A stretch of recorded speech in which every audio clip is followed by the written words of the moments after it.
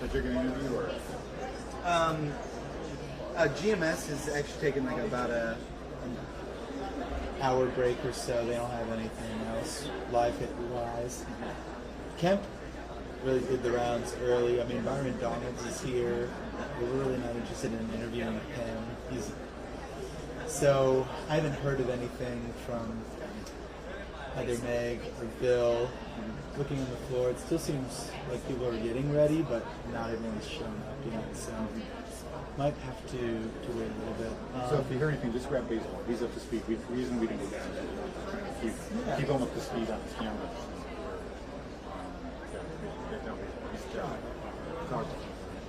Awesome.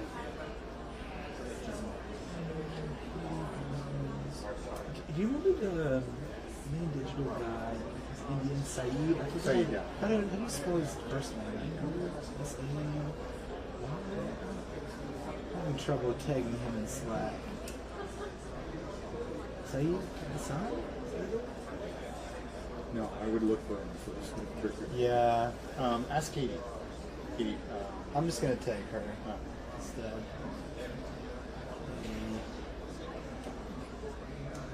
Katie Sheriff. I'm pretty sure it's Katie Sheriff.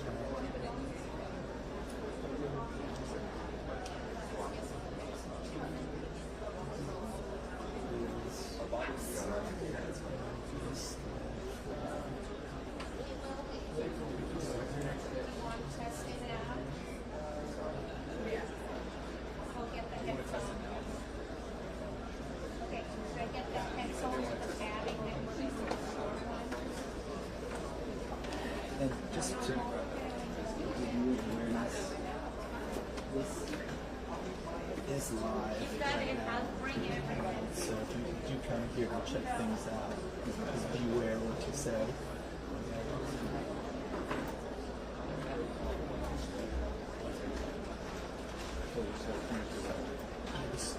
Just slightly tilted down toward the floor. I'm trying to read up the screen because I'm not sure.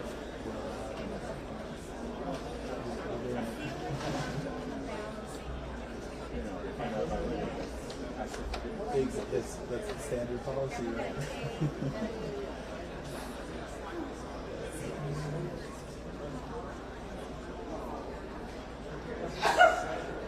What's going on your end so far?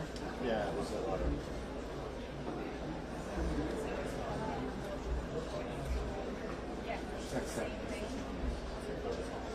Yeah. There's so many things that can go wrong. So the biggest thing we don't know, we got to turn in that room. So we can't do a full smoke. For jail? Yeah, we can't do smoke. We don't even know what. So if it's the same bandwidth on this line, Yeah. barely. That. If it's one line that's shared 6 ways, and 6 organizations that are going in, it's not enough. Makes sense. The actual Ethernet cable is what you mean. Yeah, so each one of these lines takes 10 megs, 10 megs up, 10 megs down. And we were running a test, so where John is saying right now, he's using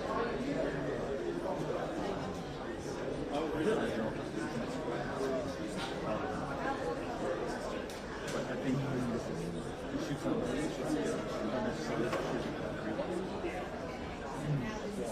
Sure. See. No, that's what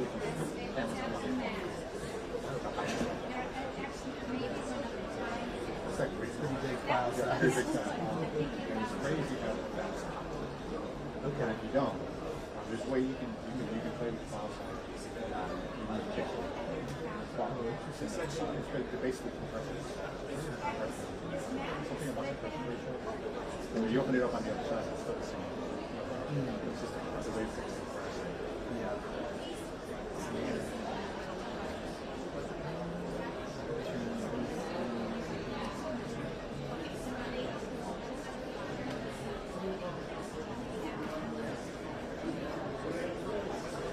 Is there any standout thing you've seen in the upper deck here?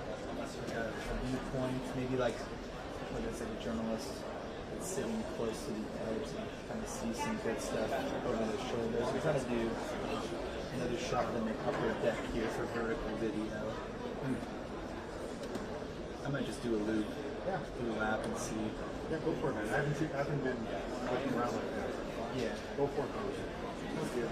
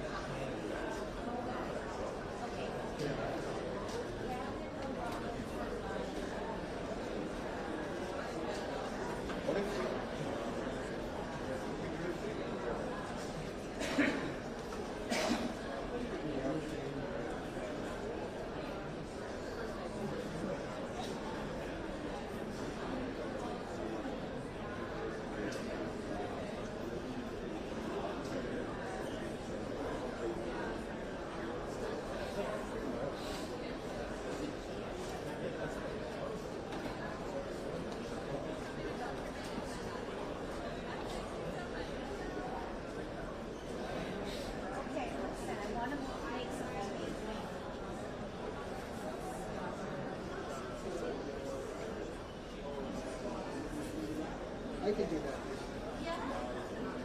Let me just organize this.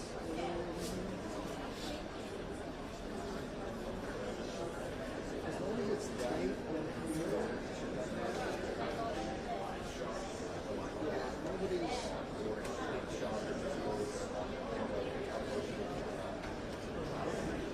That's the secret. Me giving 10 minutes.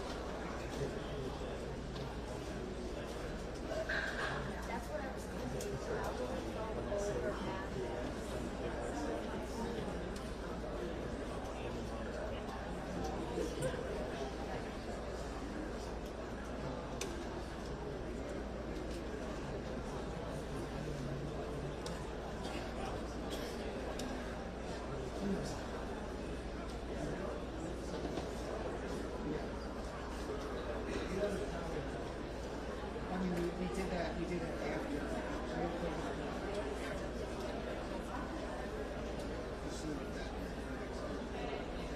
We waited. Yeah, we use it more. And then I reference it in the talk. I'm just gonna say this. I think it's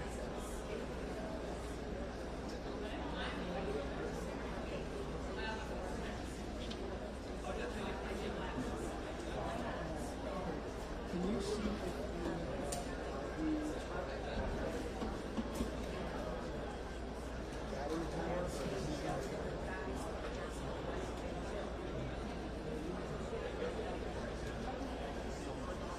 I'm just going to be required to. you know what?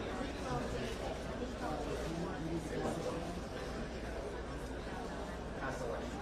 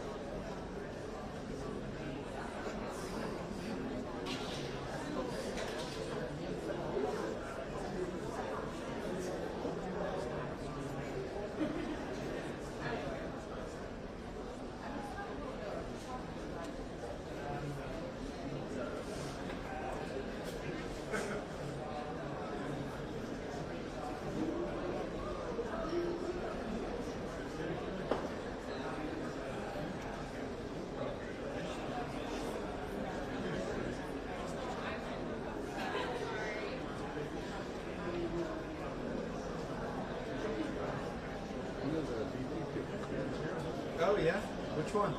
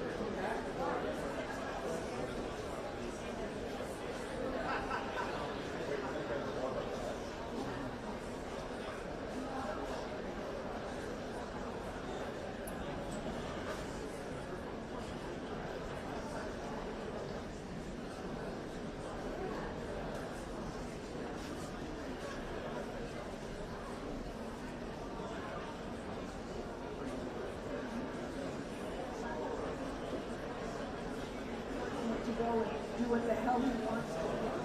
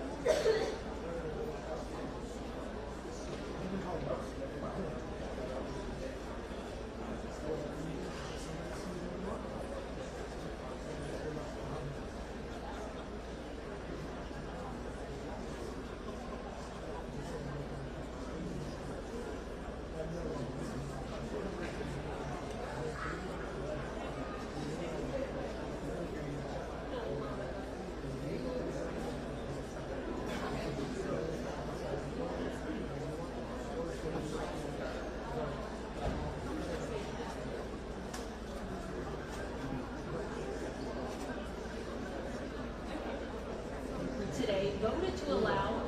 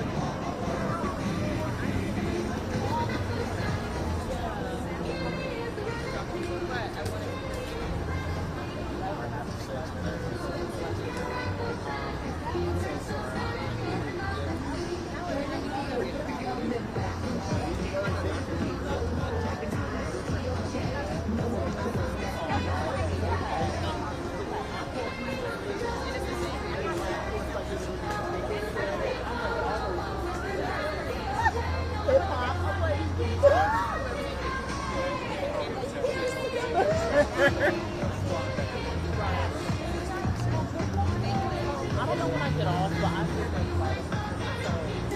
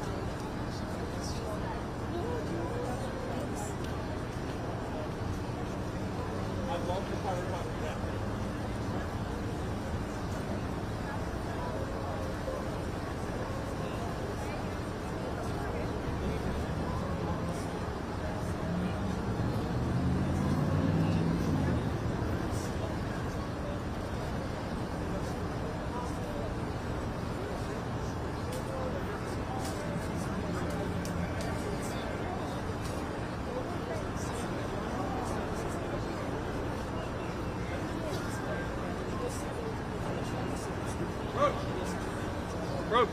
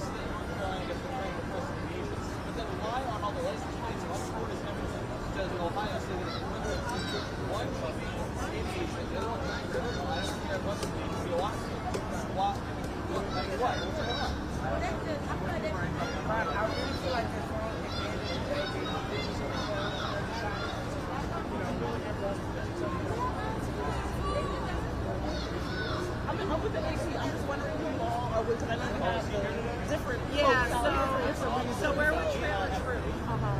So it's a national memorial.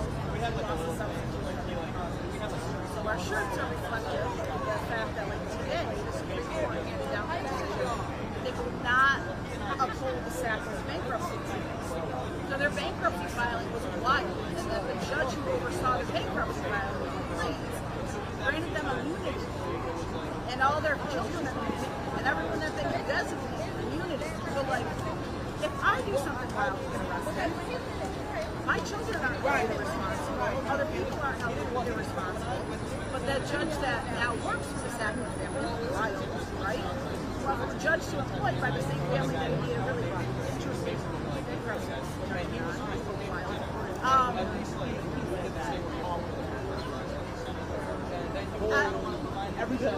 Yes. Wild. Like people that work there that like, and things that come out about like, you know, memos and stuff that went through the company. So, and like the Richard Sacklers is saying like we're going to create a blizzard of prescriptions because they knew that Oxycontin is a lot like heroin. And their entire motive was that we're going to take abuse or use the substance irresponsibly. We're going to take them as a problem. Not that you're paying people heroin, but it's yourself, right? You're going to make a lot of money. And so the Supreme Court today said that they're not going to. So that means that families cannot pursue litigation against the Sacklers. So like my daughter. Yeah, so like my daughter, I had filed like for her years ago. Well, that sounds like a good place to stop. Right. So like, she's gonna have it forever. If they were allowed to. That's not gonna happen for me. That's never gonna happen for anyone else. With your vibrator, like. No, so families across the U.S. submit their love letters, really nice capital, and there's thousands of people that are included in this national memorial, and so it's unique in that there's people that believe in harm reduction, like I'm a harm reduction, I'm trying to keep my person. Like I think people should have access to services, they should have access to substance, they should have access. People are doing the thing anyway, life is hard, try to make it less hard. So the government, but there's people who are not in my way of thinking, they're very like, you know, substance use is something that's wrong, but there's things we agree on. I think everyone should have free access to treatment.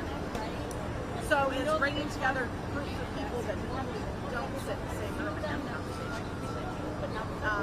And so one of the things is we want the opioid settlement funds that were secured through litigation to also be used by what the families want to use. So free access to treatment, enforcing insurance parity laws, ADA accommodation for substance use, which already is a thing, just nobody enforces it. And so we want to do whatever we can to try to stop what's currently happening. Lots of people out. We don't have to agree.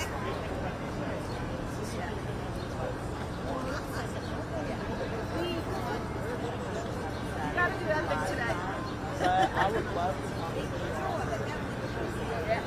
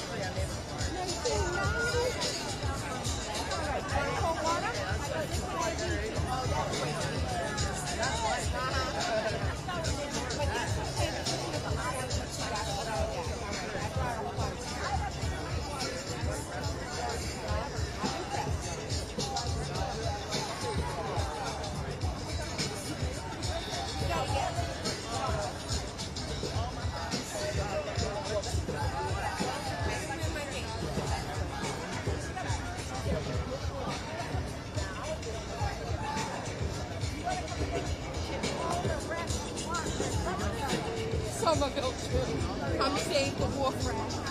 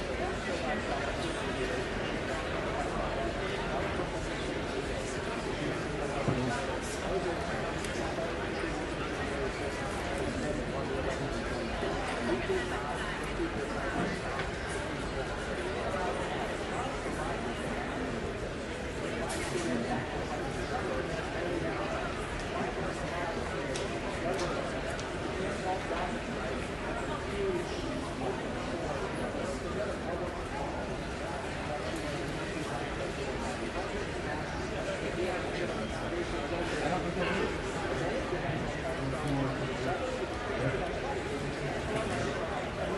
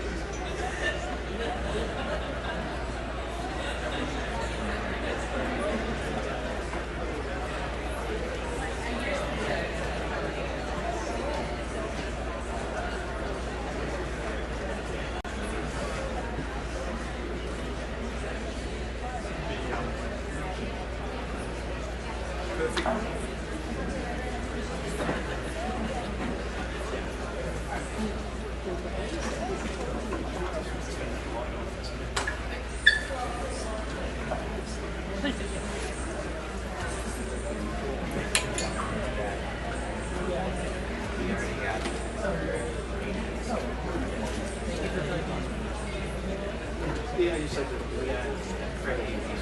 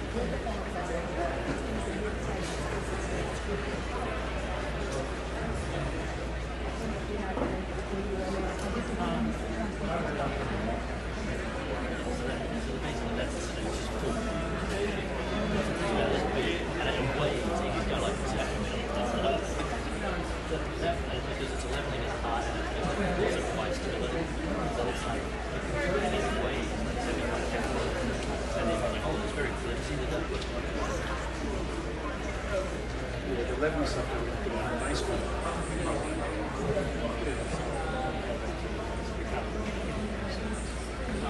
It's to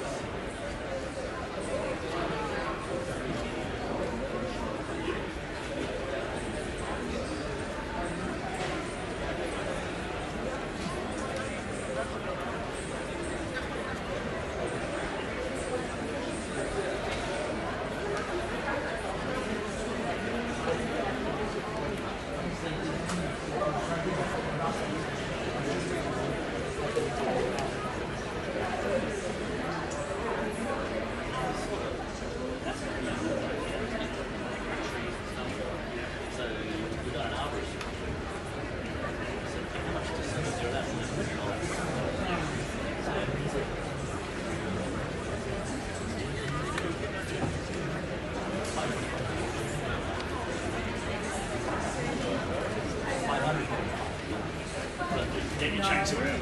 Been there 2 days.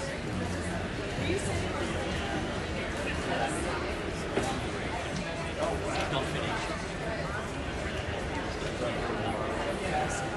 Tomorrow.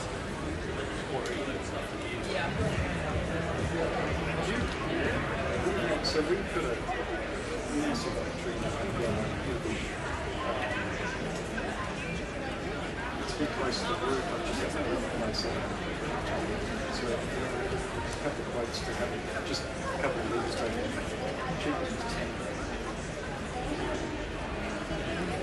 I said to the last guy, no, a year or two they'll come around and offer trees.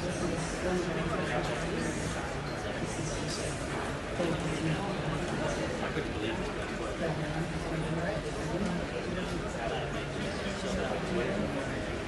You can do 200 and drop it. That's great, is it?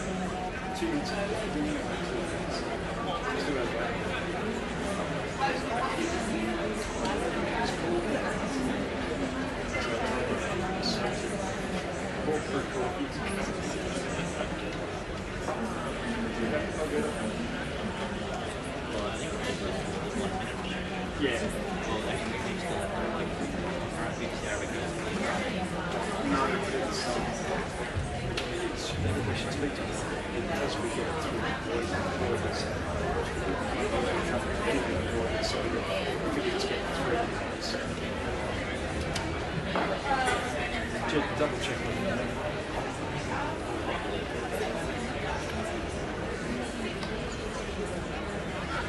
It's a big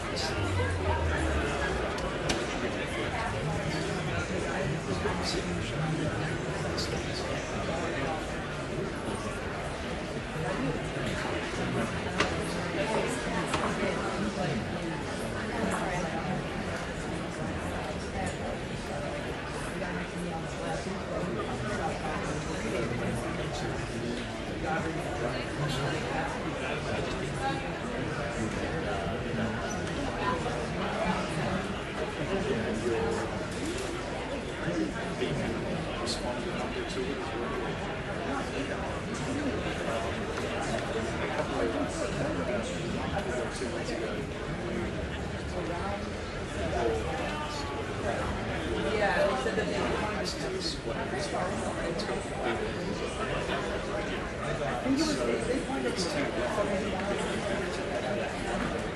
to your discretion. I watched a YouTube video and it took about 2 minutes to explain it.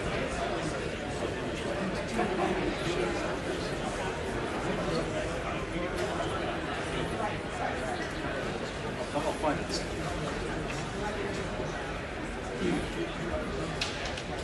in 3 months.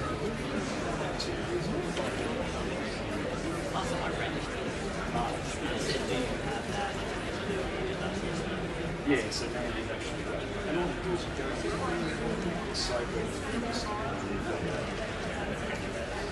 but finding it, you got.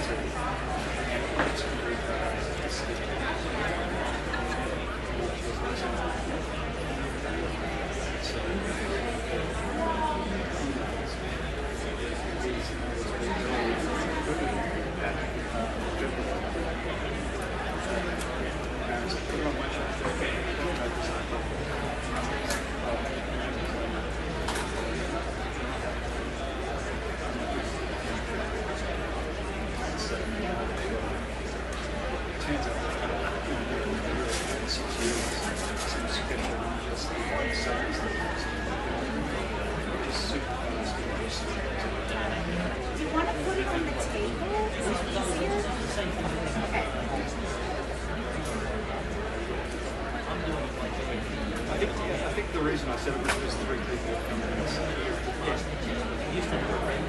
yeah. Well, this thing's already 20 times faster. It's been sitting in it's an engine.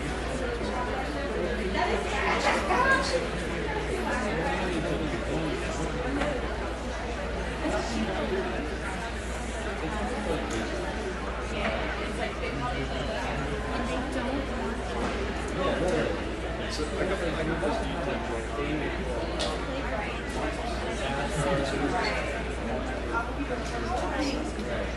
I got the hot tube. Just would only ever occasionally like if you plug it in and just put it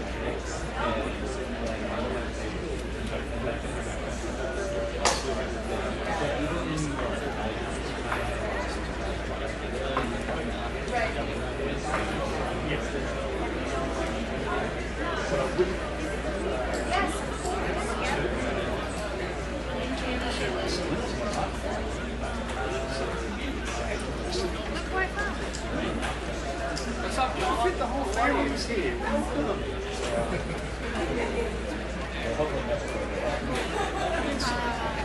No, I wanted to because we have to take this What time do you think? It's like 6 a.m. No, I don't want. I'm trying to avoid crazy time. 6:50. So, what? When? Today or tomorrow? I'm not happy with that. I like my babysitting. Okay. Okay.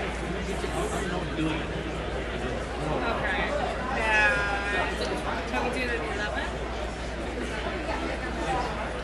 Where are we going to do it? I mean, we need a general Actually, that's okay. Maybe we can drive to the church or we can interview the reverend. Alright, so the next one, It's like a 10-minute, 15-minute drive. Yeah, so and then they want so Dawn Church. Within the church.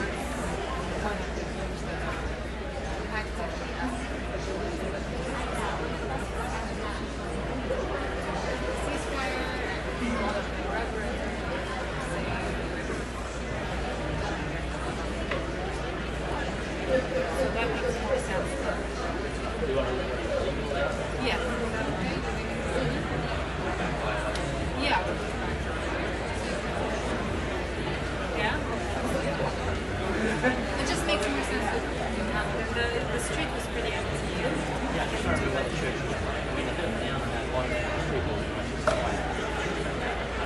Yeah, that's what, yeah. I mean, there's like the main entrance with the stairs and the cross.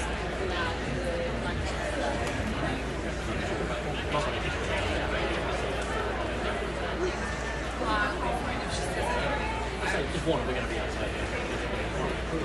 Yeah. That's you.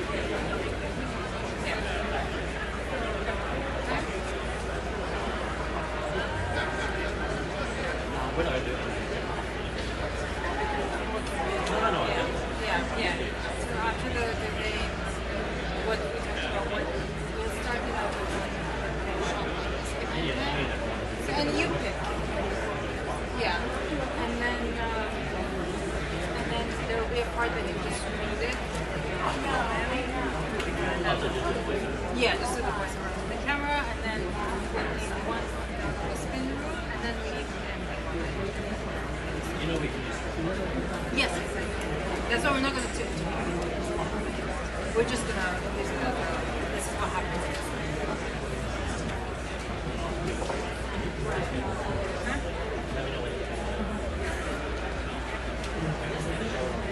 Yeah, that's We've got from the other ones. but they don't have the audio up, right? Yeah, there's speakers and stuff. Thank you, Alan. Thank you, John. It's a pleasure. 5:30.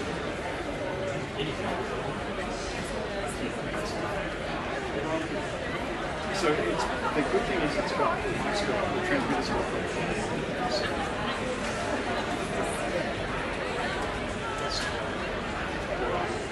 adjust it down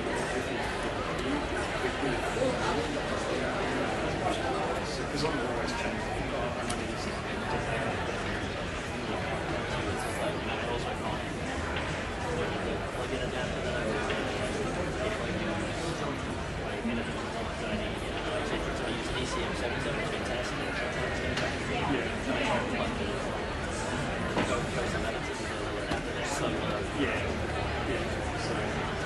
But the bigger, better, and so it also has 32 bit flow recording, so if you need to boost the volume, you can boost that by 10,000%.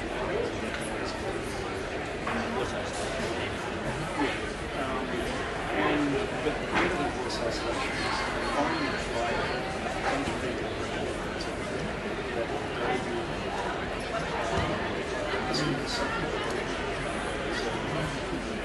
Google it.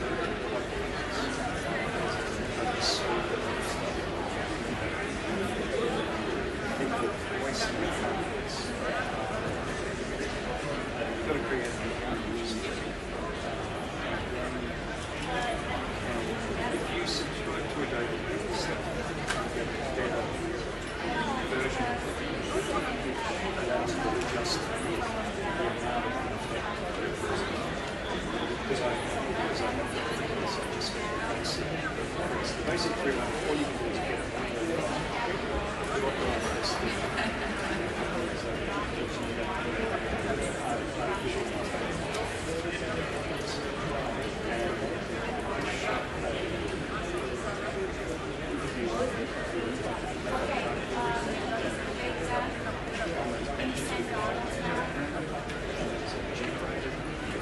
Just the line.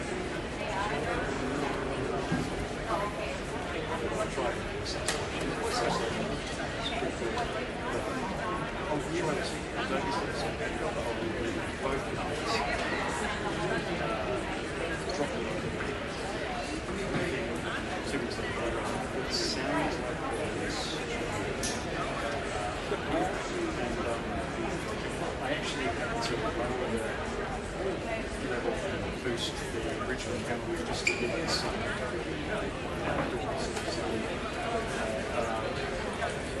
and so if you have any problem with it, it's important to look at the script.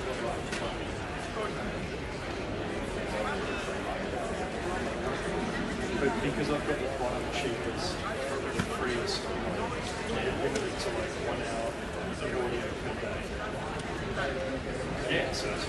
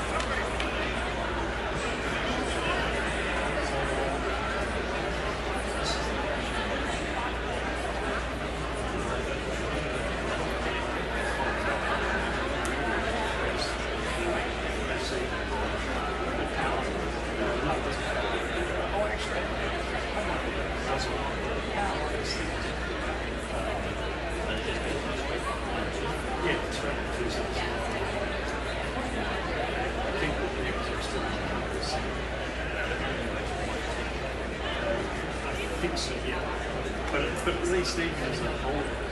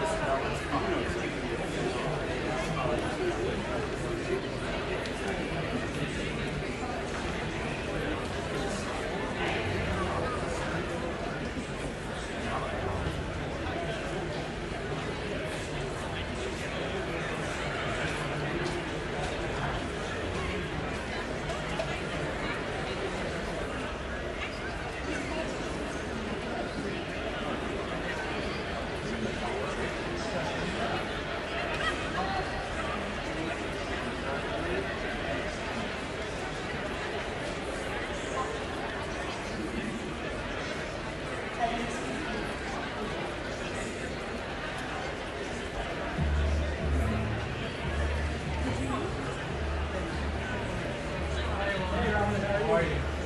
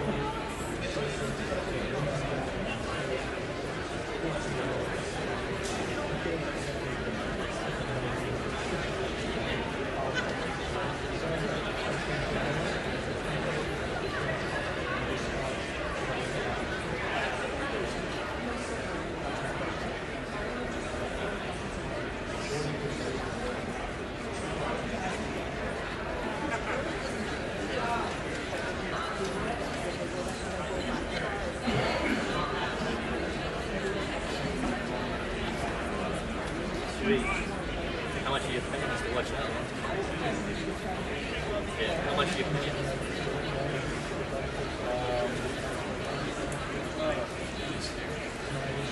Is there any cricket on tonight? No, it's not. It's only the final. So who won the other game? England got thrashed by India. Did they? India won. Everyone's saying how it'd be great if Afghanistan.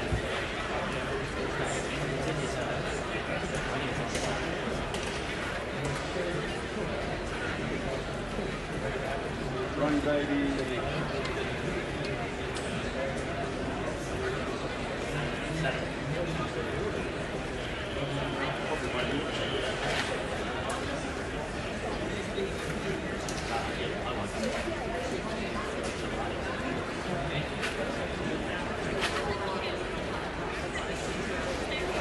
It's going to take one, two.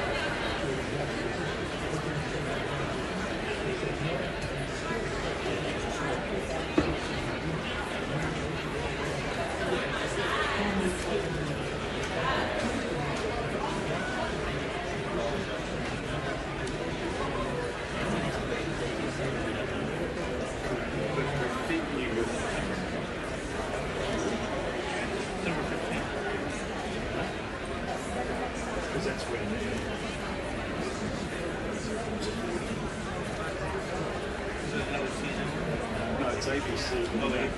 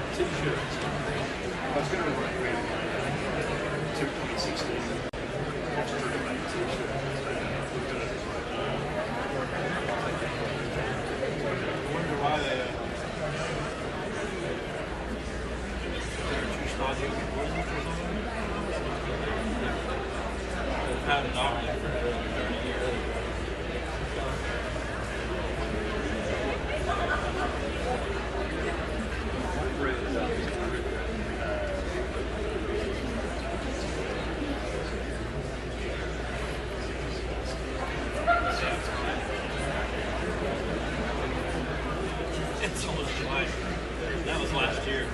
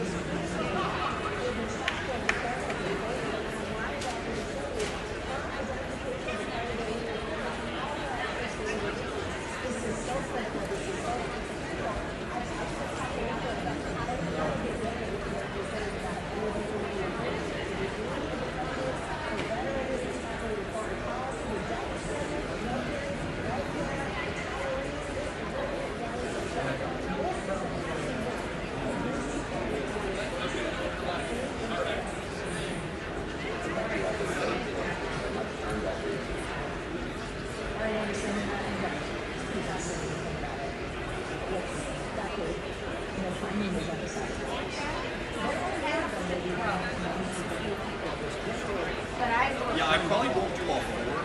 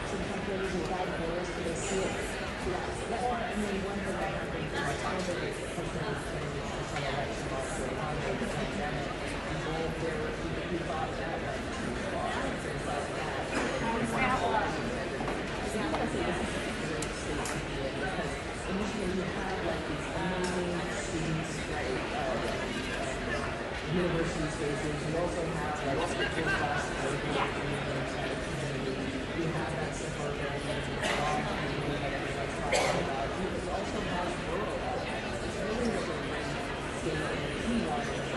involved when things like something like that. You know, these are all constituencies of both of these candidates are anywhere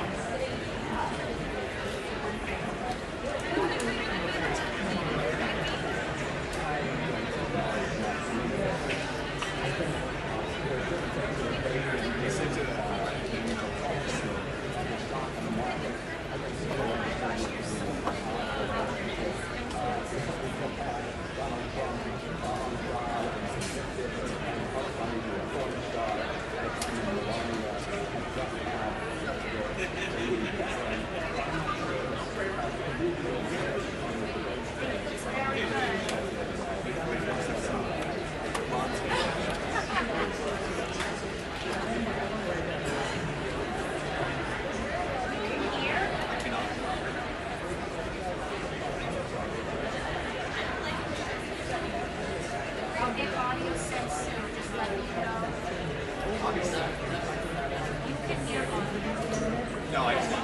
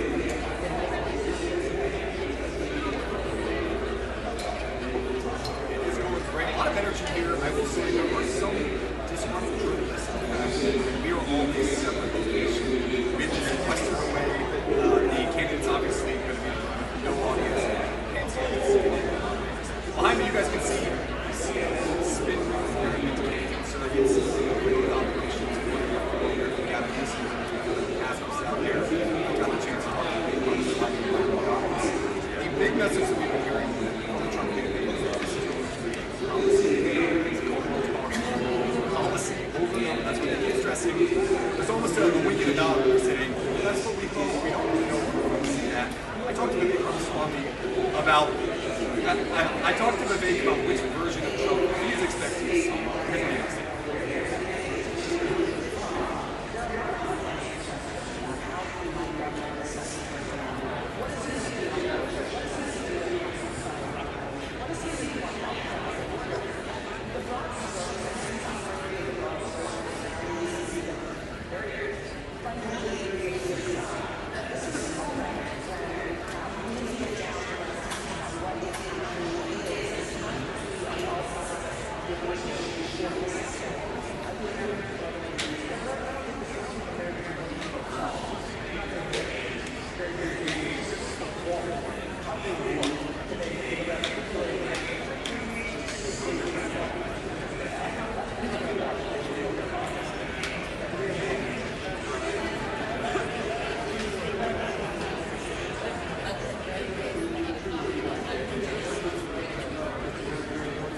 Watching the TV just like everyone else in the world, and we're just not very happy with that. We've got a lot more coming.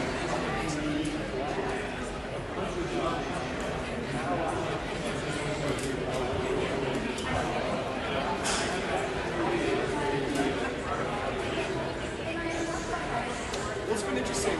You know, throughout the last few weeks, President Trump has been saying, well, Biden didn't show up, he's going to deal with drugs, maybe he's trying to set us together. Some of the Trump folks I spoke to, we're very open about the fact that there is a fear that the expectations for Biden may have been set too low, where Biden comes out and doesn't just turn into dust on stage, that people looking at home will say, wow, this actually went really well for him, he did a good job. And so they did talk about the expectations of what we're seeing. And the other big thing that we're hearing from Trump is concern over the moderators. They're very worried about the fact that essentially with 301, here's Byron Donaldson, again, some of the Trump people shows just talking about what he hopes to see from the CNN film.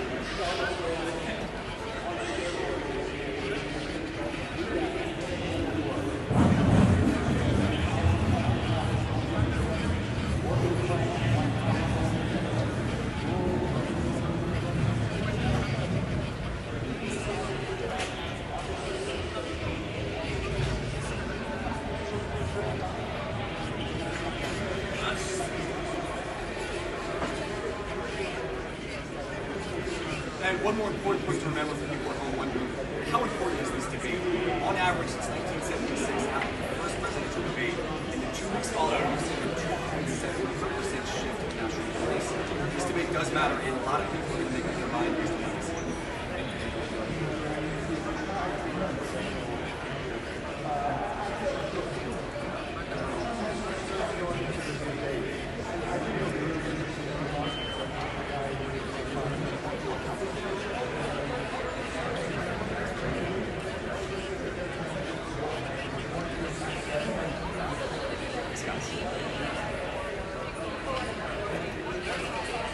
Awesome, thank you.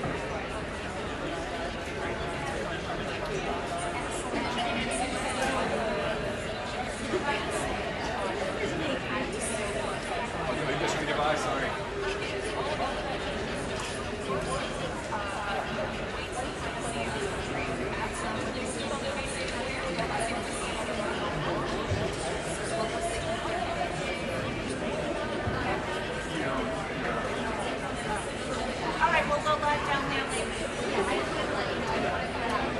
Thank you for waiting, I appreciate it. Yeah, thank you.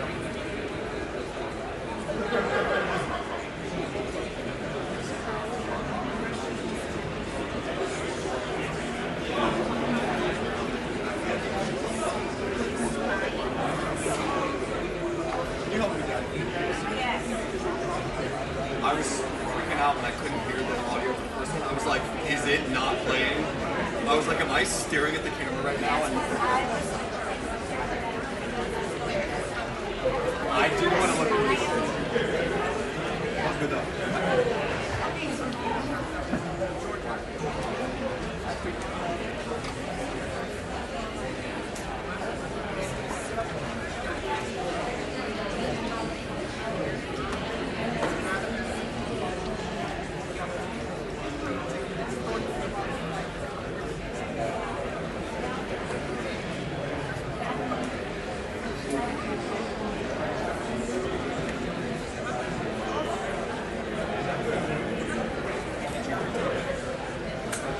You watch? I couldn't really hear it on there.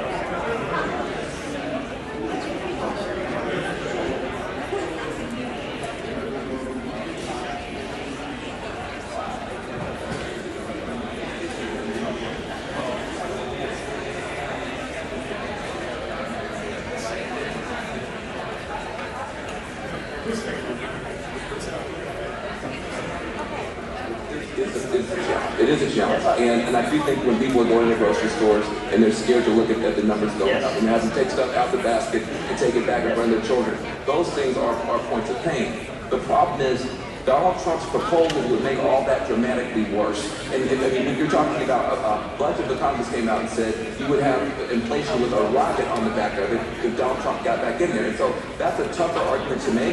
But the idea that you're going to be able to go back in time and have this kind of imaginary, wonderful moment where the country was united and everything was great, that never happened. That's mythology. That's United States amnesia. And then I think you know what? I think you can't get into a too far impression.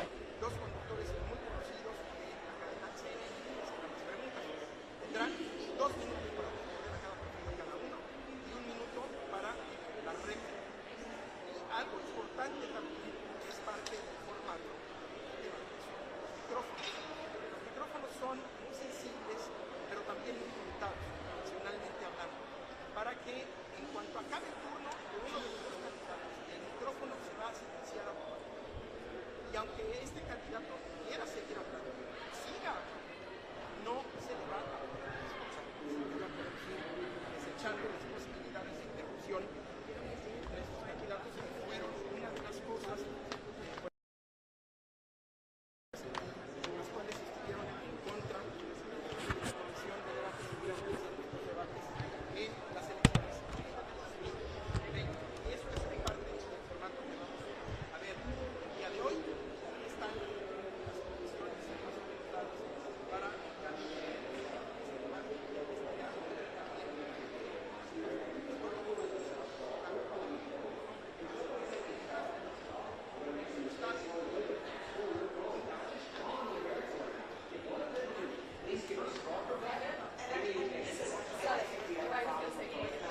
Neither of them are great visionaries. You know, painting a picture of what is the country supposed to be, and it's hard for them because they both are not the most articulate men in the world.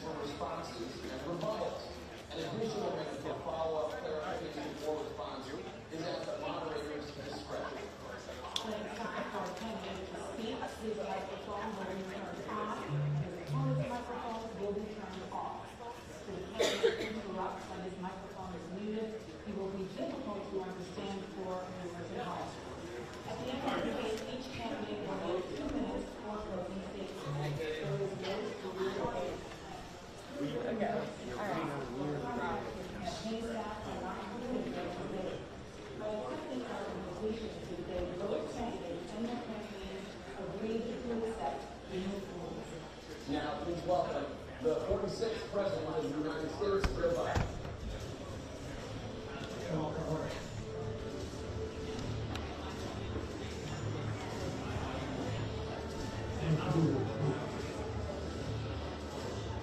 And please welcome the 45th President of the United States, Donald Trump.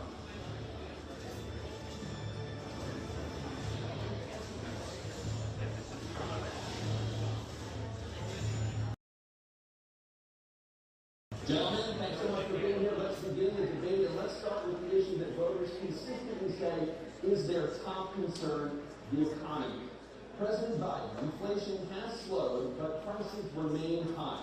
Since you took office, the price of essentials has increased. For example, a basket of groceries that cost $100 then now costs more than $120. And typical home prices have jumped more than 30%. What do you say to voters who feel they are worse off under your presidency than they were under President Trump? We're going to take a look at what I was left with as being president. Mr. Trump died. We had an economy that was in free fall. The pandemic was so badly handled. Many people were dying. All he said was, it's not that serious.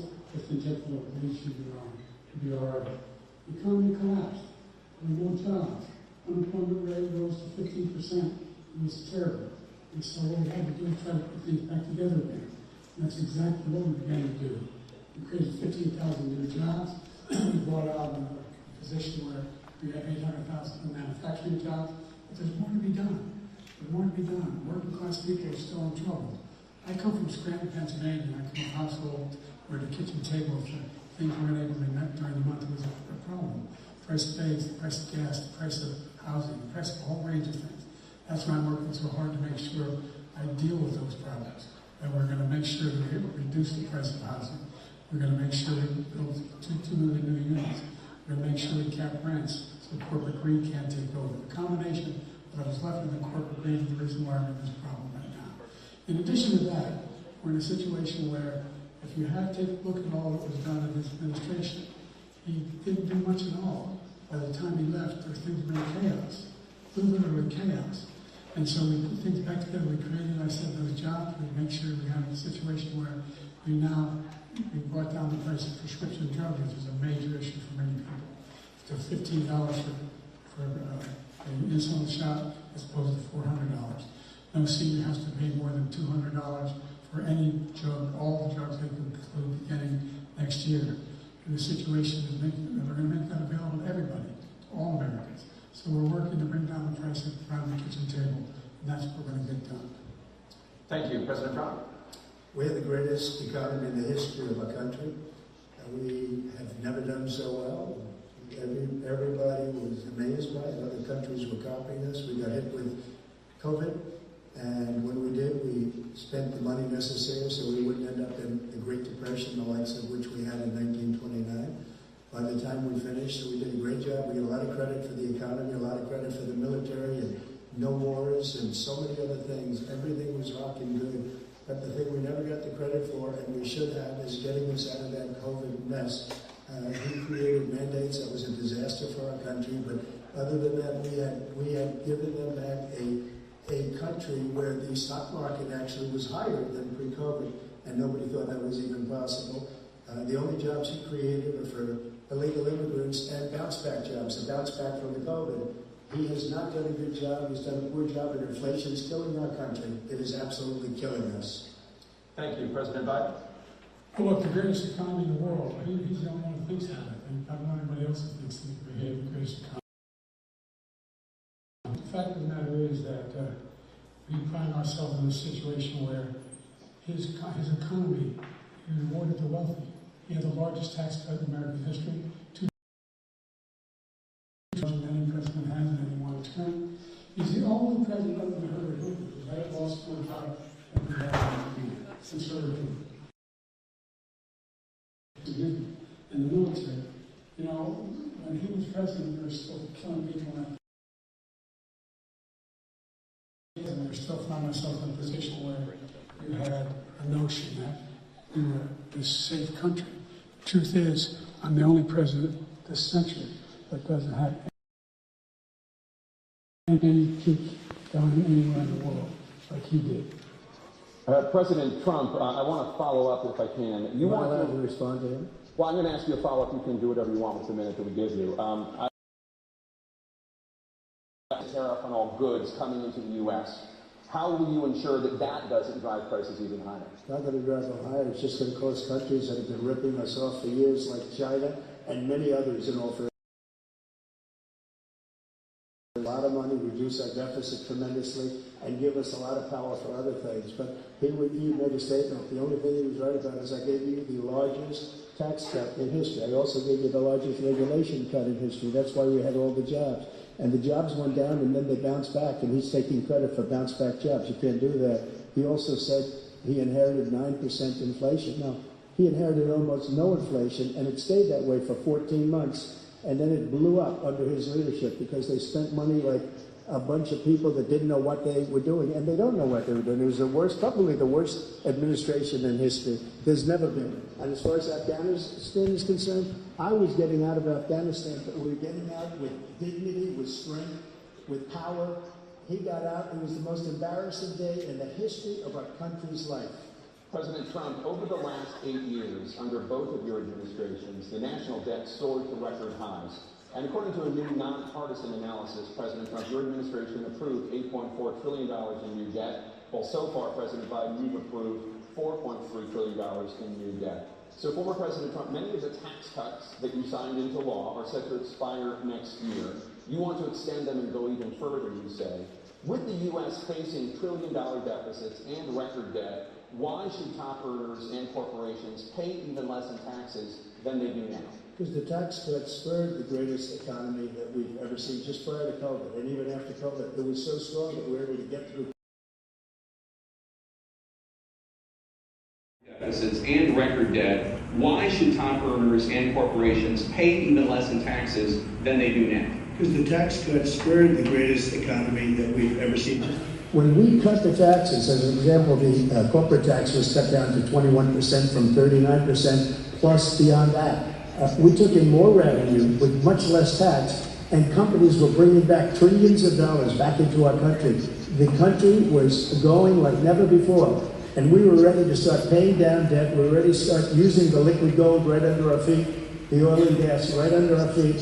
We were going to have something that nobody else has had. We got hit with COVID. We did a lot to fix it. I gave him an unbelievable situation with all of the therapeutics and all of the things that we came up with. We gave him something great. Remember, more people died under his administration, even though we had largely fixed it. More people died under his administration than our administration, and we were right in the middle of it, something which a lot of people don't like to talk about. But he had far more people dying in his administration. He did the mandate, which is a disaster, mandating it. The vaccine went out, he did a mandate on the vaccine, which is the thing that people most objected to about the vaccine. And he did a very poor job, just a very poor job. And I will tell you, not only poor there, but throughout the entire world, we're no longer respected as a country. They don't respect our leadership. They don't respect the United States anymore. We're like a third world nation between weaponization of his election, trying to go after his political opponent. All of the things he's done, we've become like a third world nation. And it's a shame. The damage he's done to our country. And I'd love to ask him, and will, why he allowed millions of people to come in here from prisons, jails, and mental institutions to come into our country and destroy our country. President Trump, we will get to immigration later in this block. President Biden, I want to give you an opportunity to respond to this question about the national debt. He had the largest national debt of any president in a 4-year period, number one. Number two, he got $2 trillion tax cut, benefited the very wealthy. What I'm going to do is fix the tax system. For example, we have 1,000 trillionaires in America, billionaires in America. And what's happening? They're in a situation where they, in fact, pay 8.2% taxes. If they just paid 24%, 25%, either one of those numbers, they'd raise $500 million, billion dollars, I should say, in a 10-year period.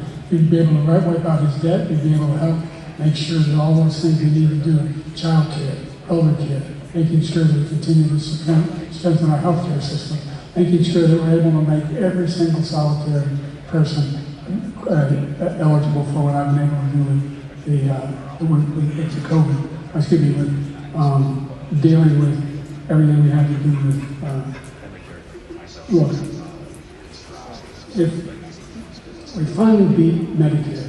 Thank you, President Biden. President Trump?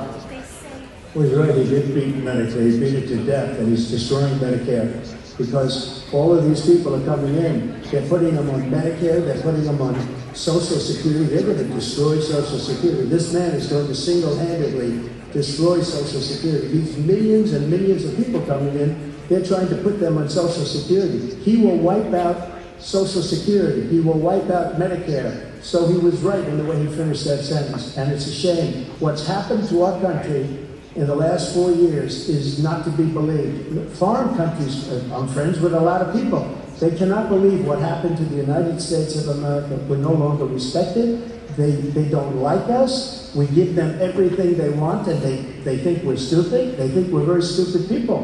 What we're doing for other countries, and they do nothing for us. What this man has done is absolutely criminal.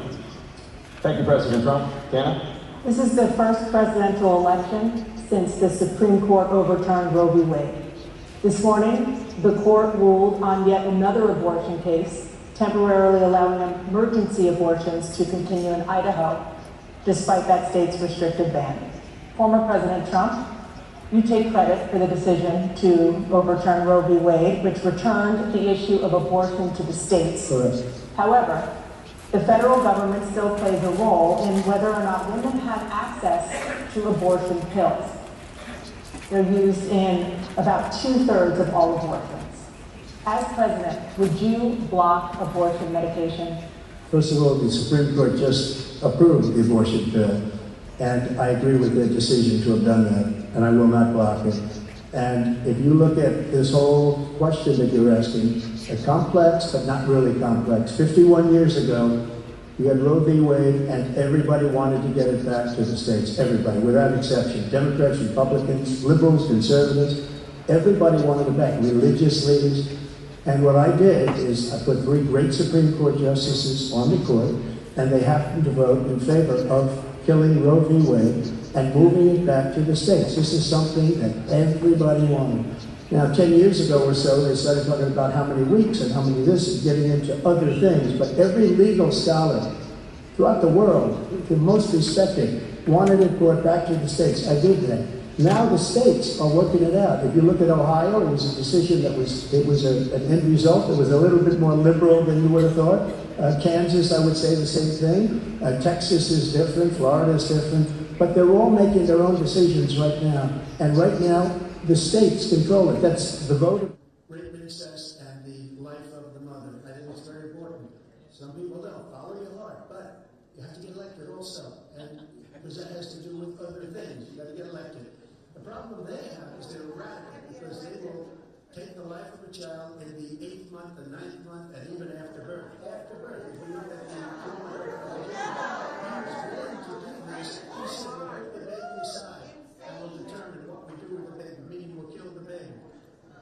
What happened is we brought it back to the states, and the country is now coming together on this issue. It's been a great thing. Thank you. President Biden? It's been a terrible thing. The fact is that the vast majority of people support Roe. And that's this idea that they're all against it is just ridiculous. And this is the guy who said the state should be able to have it. We're in a state where in 6 weeks, you don't even know whether you're pregnant or not, but you cannot see a doctor and have him decide on what your circumstances are, whether you need help. The idea that states are able to do this is a little like saying we're going to turn civil rights back to the states. Let each state have a different rule. Look, there's so many young women who have been, including a young woman who just was murdered, and he went to the funeral. The idea that she was murdered by an immigrant coming in to talk about that. But here's the deal: there's a lot of young women being raped by their in-laws, by their spouses, brothers and sisters. It's just ridiculous, and they can do nothing about it. And they try to arrest them when they cross state lines. Thank you. There's been many young women murdered by the same people he allows to come across our border. We have a border that's the most dangerous place anywhere in the world. Consider the most dangerous place anywhere in the world. And he opened it up, and these killers are coming into our country. And they are raping and killing women.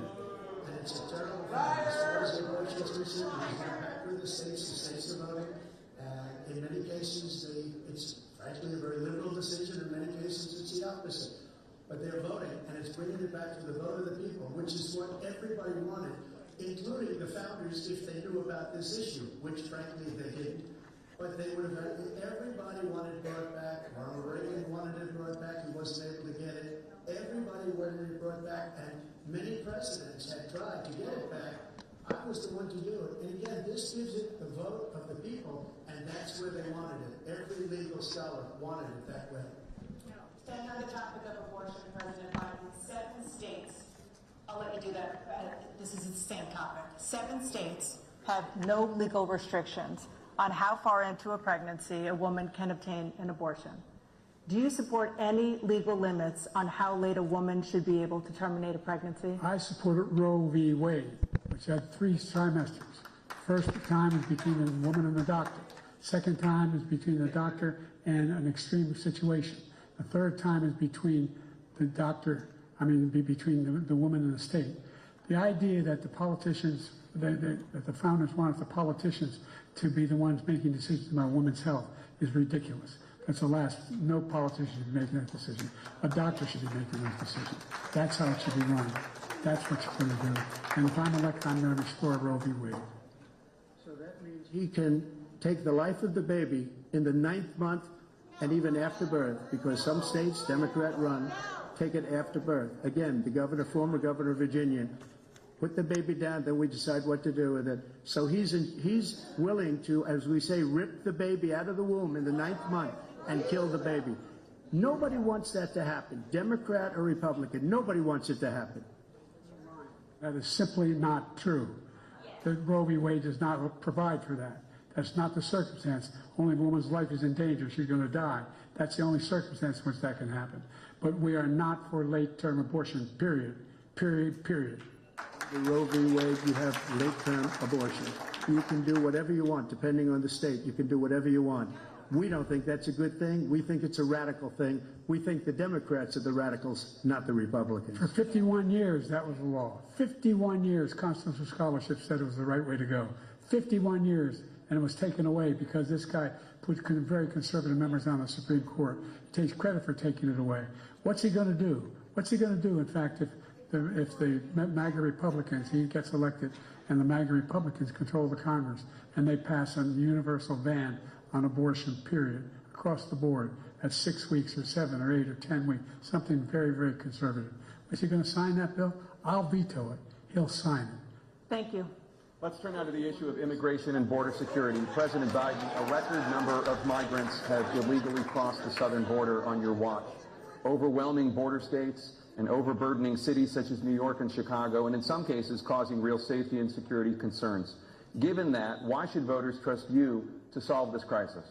Because we worked very hard to get a bipartisan agreement that not only changed all of that, it made sure that we are in a situation where you had no circumstance where they could come across the border with the number of border police there are now.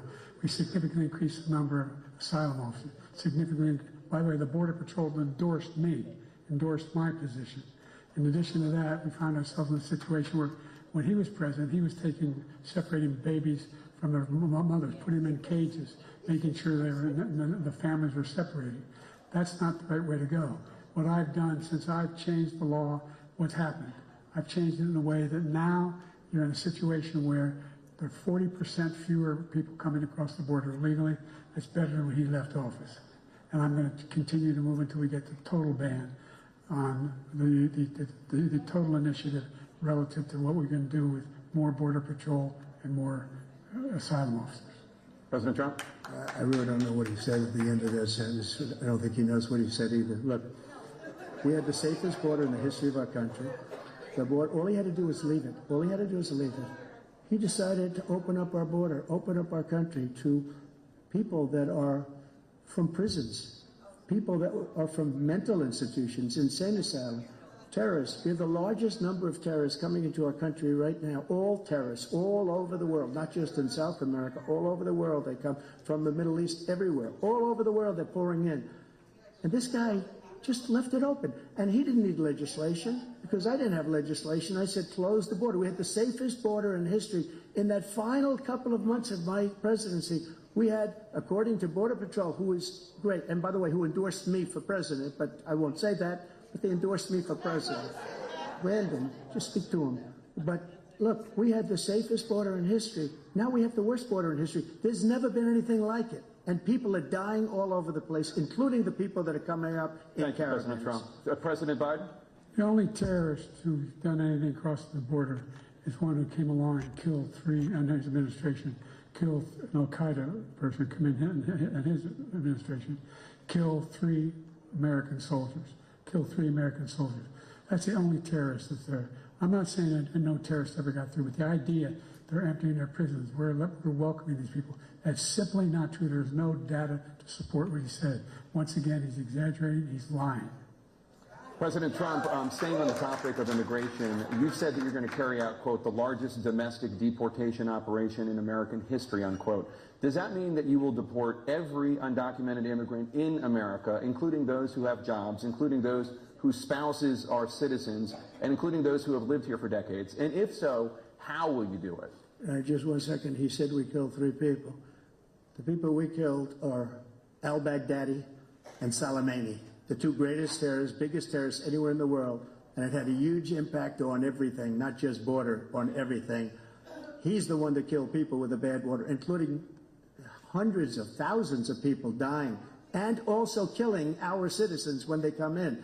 We are living right now in a rat's nest. They're killing our people in New York, in California, in every state in the union, because we don't have borders anymore. Every state is now a border. And because of his ridiculous, insane, and very stupid policies, people are coming in and they're killing our citizens at a level that we've never seen. We call it migrant crime. I call it Biden migrant crime. They're killing our citizens at a level that we've never seen before. And you're reading it like these 3 incredible young girls over the last few days. One of them, I just spoke to the mother, and he just had the funeral for this girl, 12 years old. This is horrible what's taken place. What's taken place in our country, we're literally an uncivilized country now. He doesn't want it to be. He just doesn't know. He opened the borders. Nobody's ever seen anything like. And we have to get a lot of these people out, and we have to get them out fast, because they're going to destroy our country. Just take a look at where they're living. They're living in luxury hotels in New York City and other places. Our veterans are on the street. They're dying because he doesn't care about our veterans. He doesn't care. He doesn't like the military at all. And he doesn't care about our veterans. Nobody been worse. I had the highest approval rating for veterans taking care of the VA. He has the worst. He's gotten rid of all the things that I approved. Choice that I got through Congress. All of the different things I approved, they abandoned. We had by far the highest, and now it's down in less than half, because he's done all these great things that we did, and I think he did it just because I approved it, which is crazy. But he has killed so many people at our border by allowing all of these people to come in. And it's a very sad day in America. President Biden, you have the mic. Every single thing he said is a lie. Every single one. For example, veterans are a hell of a lot better off since I passed the PACT Act. 1 million of them now have insurance, and their families have it. Their families have it because what happened, whether it was Agent Orange or burn pits, they're all being covered now. And he opposed, his group opposed that. We're also in a situation where we have great respect for veterans. My son spent a year in Iraq, living right next to one of those burn pits, came back with stage 4 glioblastoma. I was recently in France for D-Day, and I spoke all about those heroes that died. I went to the World War II cemetery, World War I cemetery he refused to go to. He was standing with his 4-star general, and he told me, he said, I don't want to go in there because they're a bunch of losers and suckers. My son was not a loser, was not a sucker. You're the sucker. You're the loser. First of all, that was a made-up thing, suckers and losers. They made it up, and it's in a third-rate magazine that's failing, like many of these magazines. He made that up. He put it in commercials. We've notified him. We had 19 people that said I didn't say it. And think of this. Who would say I'm at a cemetery or I'm talking about our veterans? Because nobody's taken better care. I'm so glad this came up, and he brought it up. There's nobody that's taken better care of our soldiers than I have. To think that I would, in front of generals and others, say suckers and losers. We have 19 people that said it was never said by me.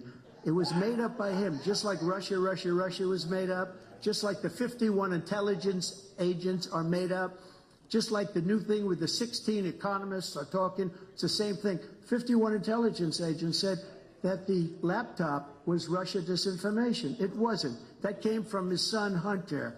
It wasn't Russia disinformation. He made up the suckers and losers, so he should apologize to me right now. 4-star general standing to your side was on your staff who said you said it, period. That's number one.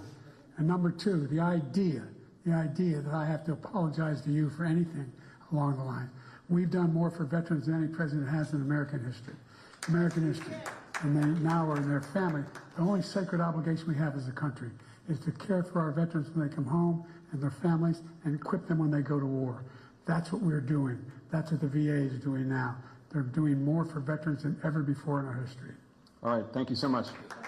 Topic of foreign policy. I want to begin with Russia's war against Ukraine, which is now in its third year. Thank you. Former President Trump, Russian President Vladimir Putin says he'll only end this war if Russia keeps the Ukrainian territory it has already claimed and Ukraine abandons its bid to join NATO. Are Putin's terms acceptable to you? First of all, our veterans and our soldiers can't stand this guy. They can't stand him. They think he's the worst commander-in-chief, if that's what you call him, that we've ever had. They can't stand him. So let's get that straight. And they like me more than just about any of them. And that's based on every single bit of information. As far as Russia and Ukraine, if we had a real president, a president that knew, that was respected by Putin, he would have never invaded Ukraine. A lot of people are dead right now, much more than people know. You know, they talk about numbers. You can double those numbers, maybe triple those numbers. He did nothing to stop it. In fact, I think he encouraged Russia from going in. I'll tell you what happened. He was so bad with Afghanistan. It was such a horrible embarrassment, most embarrassing moment in the history of our country, that when Putin watched that and he saw the incompetence, that he should have fired those generals, like I fired the one that you mentioned, and so he's got no love lost, but he should have fired those generals. No general got fired for the most embarrassing moment in the history of our country, Afghanistan, where we left billions of dollars of equipment behind. We lost 13 beautiful soldiers, and 38 soldiers were obliterated. And by the way, we left people behind, too. We left American citizens behind. When Putin saw that, he said, you know what? I think we're going to go in and maybe take my... This was his dream. I talked to him about it, his dream. The difference is he never would have invaded Ukraine. Never. Just like Israel would have never been invaded in a million years by Hamas. You know why? Because Iran was broke with me. I wouldn't let anybody do business with them. They ran out of money. They were broke. They had no money for Hamas. They had no money for anything. No money for terror. That's why you had no terror at all during my administration. This place, the whole world is blowing up under him. President Biden? I've never heard so much malarkey in my whole life. Look, the fact is that we're in a situation where, let's take the last point first. Iran attacked American troops, caused brain damage for a number of these troops, and he did nothing about it. Recently, not when he was president. They attacked. He said they're just having headaches. That's all it is. He didn't do a thing when the attack took place, number one. Number two, we got over 100,000 Americans and others out of Afghanistan during that airlift. Number three, we found ourselves in a situation where, if you take a look at what Trump did in Ukraine, this guy told Trump, do whatever you want, do whatever you want. And that's exactly what Trump did to Putin, encourage him, do whatever you want. And he went in. And listen to what he said when he went in. He was going to take Kyiv in 5 days, remember? Because it's part of the old Soviet Union. That's what he wanted to reestablish, Kyiv. And he, in fact, didn't do it at all. He wasn't able to get it done. And they've lost thousands and thousands of troops, 500,000 troops. President Trump, I never said that. For 1 minute, I just want to go back to my original question, which is, are Putin's terms acceptable to you? Keeping the territory in Ukraine? No, they're not acceptable. But look, this is a war that never should have started. If we had a leader in this war, he led everybody along. He's given $200 billion now or more to Ukraine. He's given $200 billion. That's a lot of money. I don't think there's ever been anything like it. Every time that Zelensky comes to this country, he walks away with $60 billion. He's the greatest salesman ever. And I'm not knocking him. I'm not knocking anything. I'm only saying the money that we're spending on this war, and we shouldn't be spending, it should have never happened. I will have that war settled between Putin and Zelensky as president-elect before I take office on January 20th. I'll have that war settled. People being killed so needlessly, so stupidly, and I will get it settled, and I'll get it settled fast before I take office. President Biden, you have a minute. The fact is that Putin is a war criminal. He's killed thousands and thousands of people. And he has made one thing clear. He wants to reestablish what was part of the Soviet Empire, not just a piece. He wants all of Ukraine. That's what he wants. And then do you think he'll stop there? Do you think he'll stop when if he takes Ukraine? What do you think happens to Poland? What do you think of Belarus? What do you think happens to those NATO countries? And so if you want a war, you ought to find out what he's going to do, because if in fact he does what he says and walks away, by the way, all that money we give Ukraine are from weapons we make here in the United States. We give them the weapons, not the money at this point. And our NATO allies have produced as much funding for Ukraine as we have. That's why we're strong. Thank you. Moving on to the Middle East. In October, Hamas attacked Israel, killing more than 1,000 people and taking hundreds of hostages. Among those held and thought to still be alive are 5 Americans. Israel's response has killed thousands of Palestinians and created a humanitarian crisis in Gaza. President Biden, you've put forward a proposal to resolve this conflict, but so far Hamas has not released the remaining hostages, and Israel is continuing its military offensive in Gaza. So what additional leverage will you use to get Hamas and Israel to end the war? You have 2 minutes. Number one, everyone from the United Nations Security Council straight through to the G7 to the Israelis and Netanyahu himself have endorsed the plan I put forward. Which has 3 stages to it. The first stage is trade the hostages for a ceasefire. Second phase is a ceasefire with additional conditions. The third phase is the end of the war. The only one who wants the war to continue is Hamas, number one. They're the only ones standing out. We're still pushing hard to get them to accept. In the meantime, what's happened? In Israel, we're finding the only thing I've denied Israel was 2,000-pound bombs. They don't work very well in populated areas. They kill a lot of innocent people. We're providing Israel with all the weapons they need and when they need them. And by the way, I'm the guy that organized the world against Iran when they had a full-blown intercontinental ballistic missile attack on Israel. No one was hurt. No one Israeli was accidentally killed, and it stopped. We saved Israel. We are the biggest producer of support for Israel of anyone in the world. And so there are 2 different things. Hamas cannot be allowed to be continued. We continue to send our experts and our intelligence people as to how they can get Hamas like we did bin Laden. You don't have to do it. And by the way, they've been greatly weakened, Hamas, greatly weakened, and they should be. They should be eliminated. But you've got to be careful for using certain weapons among population centers. Just going back to Ukraine for 1 second. We have an ocean separating us. The European nations together have spent $100 billion, or maybe more than that, less than us. Why doesn't he call them and say, you got to put up your money like I did with NATO? I got them to put up hundreds of billions of dollars. The Secretary General of NATO said Trump did the most incredible job I've ever seen. They wouldn't have any, they were going out of business. We were spending almost 100% of the money was paid by us. He didn't do that. He's getting you got to ask these people to put up the money. We're over $100 billion more spent, and it has a bigger impact on them because of location, because we have an ocean in between. You got to ask them. As far as Israel and Hamas, Israel's the one that wants to go. He said the only one who wants to keep going is Hamas. Actually, Israel is the one, and you should let him go and let him finish the job. He doesn't want to do it. He's become like a Palestinian, but they don't like him because he's a very bad Palestinian. He's a weak one. President Biden, you have a minute. I've never heard so much foolishness. This is a guy who wants to get out of NATO. Are you going to stay in NATO? He's going to pull out of NATO. The idea that we have, our strength lies in our alliances as well. It may be a big ocean, but we're ever able to avoid a war in Europe, a major war in Europe? What happens if, in fact, you have Putin continue to go into NATO?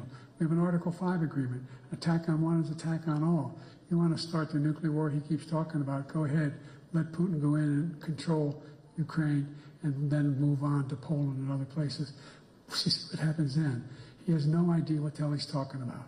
And by the way, I got 50 other nations around the world to support Ukraine, including Japan and South Korea, because they understand that this kind of dislocation has a serious threat to the whole world peace. No major war in Europe has ever been able to be contained just to Europe. President Trump, just to follow up, would you support the creation of an independent Palestinian state in order to achieve peace in the region? I'd have to see, but before we do that, the problem we have is that we spend all the money. So they kill us on trade. I made great trade deals with the European nations because if you add them up, they're about the same size economically. Their economy is about the same size as the United States. And they were no cars, they don't want anything that we have, but we're supposed to take their cars, their food, their everything, their agriculture. I changed that. But the big thing I changed is they don't want to pay. And the only reason that he can play games with NATO is because I got them to put up hundreds of billions of dollars. I said, and he's right about this, I said, no, I'm not going to support NATO if you don't pay. They asked me that question, would you guard us against Russia at a very secret meeting of the 28 states at that time, nations at that time. And they said, no, if you don't pay, I won't do that. And you know what happened? Billions and billions of dollars came flowing in the next day and the next months. But now we're in the same position. We're paying everybody's bills. Let's turn to the issue of democracy. Former President Trump, I want to ask you about January 6, 2021. After you rallied your supporters that day, some of them stormed the Capitol to stop the constitutionally mandated counting of electoral votes. As president, you swore an oath to, quote, preserve, protect, and defend, unquote, the Constitution. What do you say to voters who believe that you violated that oath through your actions and inaction on January 6th and worry that you'll do it again? Well, I don't think too many believe that. And let me tell you about January 6th. On January 6th, we had a great border. Nobody coming through, very few. On January 6th, we were energy independent. On January 6th, we had the lowest taxes ever. We had the lowest regulations ever. On January 6th, we were respected all over the world. All over the world, we were respected. And then he comes in, and we're now laughed at. We're like a bunch of stupid people. What happened to the United States' reputation under this man's leadership is horrible, including weaponization, which I'm sure at some point you'll be talking about, where he goes after his political opponent because he can't beat him fair and square. You have 80 seconds left. My question was, what do you say to those voters who believe that you violated your constitutional oath through your actions and inaction on January 6, 2021, and worry that you'll do it again? Well, I didn't say that to anybody. I said peacefully and patriotically. And Nancy Pelosi, if you just watched the news from 2 days ago, on tape to her daughter, who's a documentary filmmaker, they say, but she's saying, oh, no, it's my responsibility. I was responsible for this. Because I offered her 10,000 soldiers or National Guard, and she turned them down. And the mayor in writing, by the way, the mayor, in writing, turned it down, the mayor of D.C. They turned it down. I offered 10,000 because I could see, I had virtually nothing to do. They asked me to go make a speech. I could see what was happening. Everybody was saying they're going to be there on January 6th. They're going to be there. And I said, you know what? There's a lot of people coming. You could feel it. You could feel it too, and you could feel it. And I said, they ought to have some National Guard or whatever. And I offered it to her, and she now admits that she turned it down. And it was the same day she was, I don't know, she can't be very happy with her daughter because it made her into a liar. She said, I take full responsibility for January 6th. President Biden? Look, he encouraged those folks to go up to Capitol Hill, number one. I sat in the dining room off the Oval Office. He sat there for 3 hours watching, begging, being begged by his vice president and a number of his colleagues on the Republican side as well to do something, to call for a stop, to end it. Instead, they talked about these people being patriots and great patrons of America. In fact, he says he'll now forgive them for what they've done. They've been convicted. He says he wants to commute their sentences and say that no. But he went to every single court in the nation. I don't know how many cases, scores of cases, including the Supreme Court, and they said, no, this guy is responsible for doing what was done. He didn't do a damn thing, and these people should be in jail, and they should be the ones who are being held accountable. And he wants to let them all out, and now he says that he loses again, such a whiner that he is, that there could be a bloodbath. Thank you, President Biden. President Trump? What they've done to some people that are so innocent, you ought to be ashamed of yourself. What you have done, how you've destroyed the lives of so many people. When they ripped down Portland, when they ripped down many other cities, you go to Minnesota, Minneapolis, done there with the fires all over the city. If I didn't bring in the National Guard, that city would have been destroyed. When you look at all of they took over big chunks of Seattle. I was all set to bring in the National Guard. They heard that, they saw them coming, and they left immediately. What he said about this whole subject is so off. Peacefully patriotic. One other thing. The Unselect Committee, which is basically two horrible Republicans that are all gone now, out of office, and Democrats, all Democrats, they destroyed and deleted all of the information they found because they found out we were right. We were right.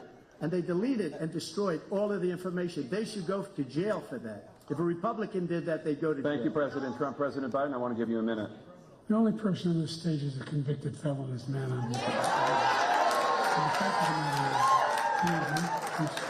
is simply not true. The fact is that there was no effort on his part to stop what was going on up in Capitol Hill. And all those people, every one of those who were convicted, deserves to be convicted. The idea that they didn't kill somebody, just went in and broke down doors, broke the windows, occupied offices, turned over desks, turned them over statues. The idea that those people are patriots, come on. When I asked them the first two debates we had, first time around, I said, will you denounce the Proud Boys? He said, no, I'll tell them to stand by. The idea he's refusing, will you denounce these guys? Will you denounce the people we're talking about now? Will you denounce the people who attacked that Capitol? What are you going to do? I'm going to give you a minute, President Trump, for a follow-up question I have. After a jury convicted you of 34 felonies last month, you said if reelected, you would, quote, have every right to go after, unquote, your political opponents. You just talked about members of the Select Committee on January 6th going to jail. Your main political opponent is standing on stage with you tonight. Can you clarify exactly what it means about you feeling you have every right to go after your political opponents? Well, I said my retribution is going to be success. We're going to make this country successful again, because right now it's a failing nation. My retribution is going to be success. But when he talks about a convicted felon, his son is a convicted felon at a very high level. His son is convicted, going to be convicted probably numerous other times. Should have been convicted before, but his Justice Department let the statute of limitations lapse on the most important things.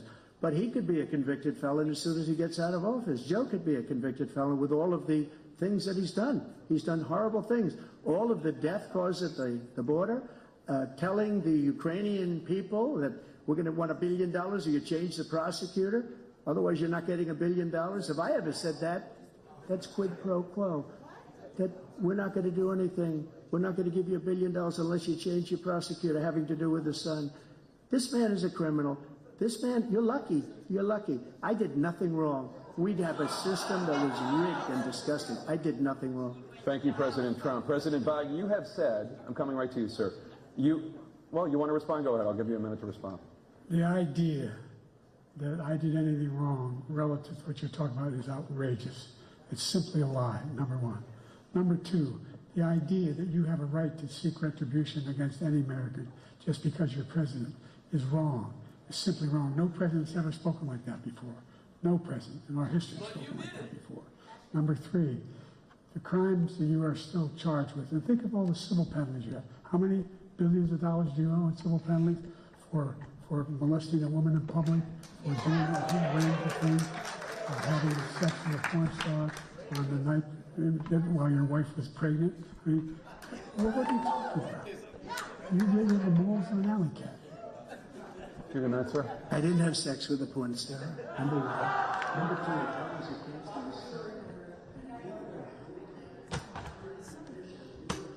So this is Ty. Ty, this is Lucia. Nice to meet you. Sorry. How are you doing? Nice to see you. I won't keep you too long, but I appreciate you talking with me. Sure. Probably like 3 or 4 questions, maybe 5. No problem. It's probably going to be 5 since it's me, Okay. but Whatever, either way. Do you want me to close the door so we don't have the feedback from there? no, I got a good mic for that, but thank you for checking.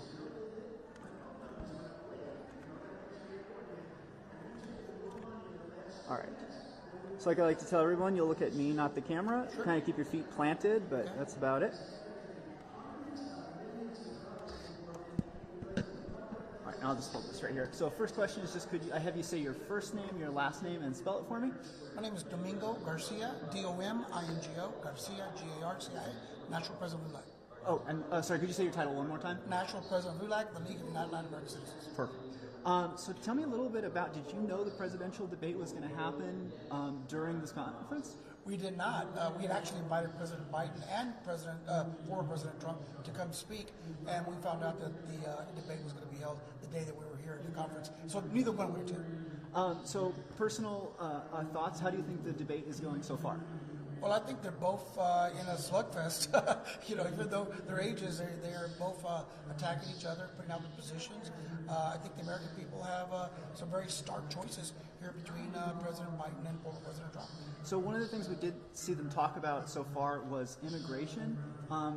Being the president of LULAC, is there anything you heard that made you concerned, or anything that you heard that was positive? Well, ex-President Trump failed to answer the question: is he going to try to deport 13 or 14 million immigrants, taking children and spouses from others, people that have been here 20, 30 years, people that served in the military?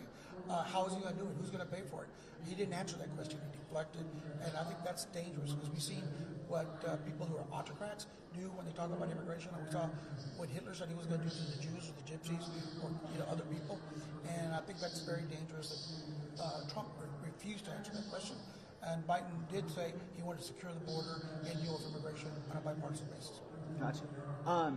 Obviously, I think a lot of people, they know Trump, they know Biden coming into this debate. Is this kind of what you expected, or has there been anything that kind of stood out as unusual? I think that we're seeing Trump being Trump, that he's a little bit, arrogant, and, basically he lies a lot. And Biden has done pretty well, but there have been a couple of times where I think he stumbled a little bit. So it's going to be, it depends. If you're a fan of Trump, I think you're not going to be turned away by it. And if you think Trump is a bad guy, I think that might sway some of the independents. And Biden has been able to hold his own, but he has made a couple of goofballs. Right, and that's been a big issue with the Biden campaign, is that, the Trump campaign has certainly pushed this idea that he's not fit to serve. And it sounds like overall he's been doing well, but those slip-ups you think might hurt. Yeah, I think that's just Biden. He's been making slip-ups since he was VP for Obama. But unfortunately now he's the president, and he is 80-something years old. I think, though, he showed that he's still a president, commander-in-chief, and he can hold his own, but he definitely can tell that age is having an effect. We're at the kind of halfway point. I just want to get your thought on, there was a chance there wouldn't be a debate at all. Do you think it was worth having one for people to get to see this? I think it's very important in a democracy and in America that there always be a debate. I thought it was a little bit chicken shit for Trump not to debate the Republicans that were in the primary, and I think it's important that we have a debate and that both sides get aired, because we're sort of these two worlds. If you just watch Fox or you just watch MSNBC or one side or the other, you don't get the other side's point of view. And I think it's important for the American people to get both sides. And this is one of the rare times where we're seeing that happen, where if you're a Republican or a Democrat, you get to hear the other side. I think I got to get back to it, and I'll let you get back to it. But kind of my last question is just the way this debate has been very different. There's no live audience. Obviously, we have an audience here, and they've been muting the mics. Do you think that that's made a difference in how the debate's been going? I think so. It stops them from trying to override or overtalk somebody else and not answer the question and just step over the other candidate. And I think that's good. And it makes sure that we get both sides and not just a bunch of people arguing with each other. You're totally welcome not to answer this. I always like to let people know that, but just in case, would you be willing to say, who you're supporting right now? We're nonpartisan. I'm not endorsing either candidate. I think that's great. It's also a chance for an audience with multiple different views to be able to watch it together. I think that'll be my last question. It's just, how's it been to see members of LULAC watch this debate together? I think it's very important, again, in a democracy, having voters who are informed, getting people to go out there and vote and select the candidate of their choice. That's what democracy is about. That's what America is being built on. And we're one of the few countries where that still stands tall, and where America is a democracy for the rest of the world should be. Well, thank you so much for speaking with me. That was really interesting. I'm going to try to grab it. I'm going to grab him real quick, but yeah, if you want to. Let's see.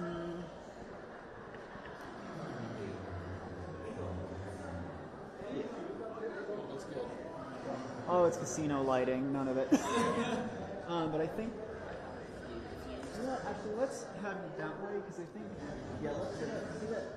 I'll just walk over there. I don't know why I'm pointing from here. Right on where the carpet meets the tile. Oh, on this side, sorry. Yeah, a little better,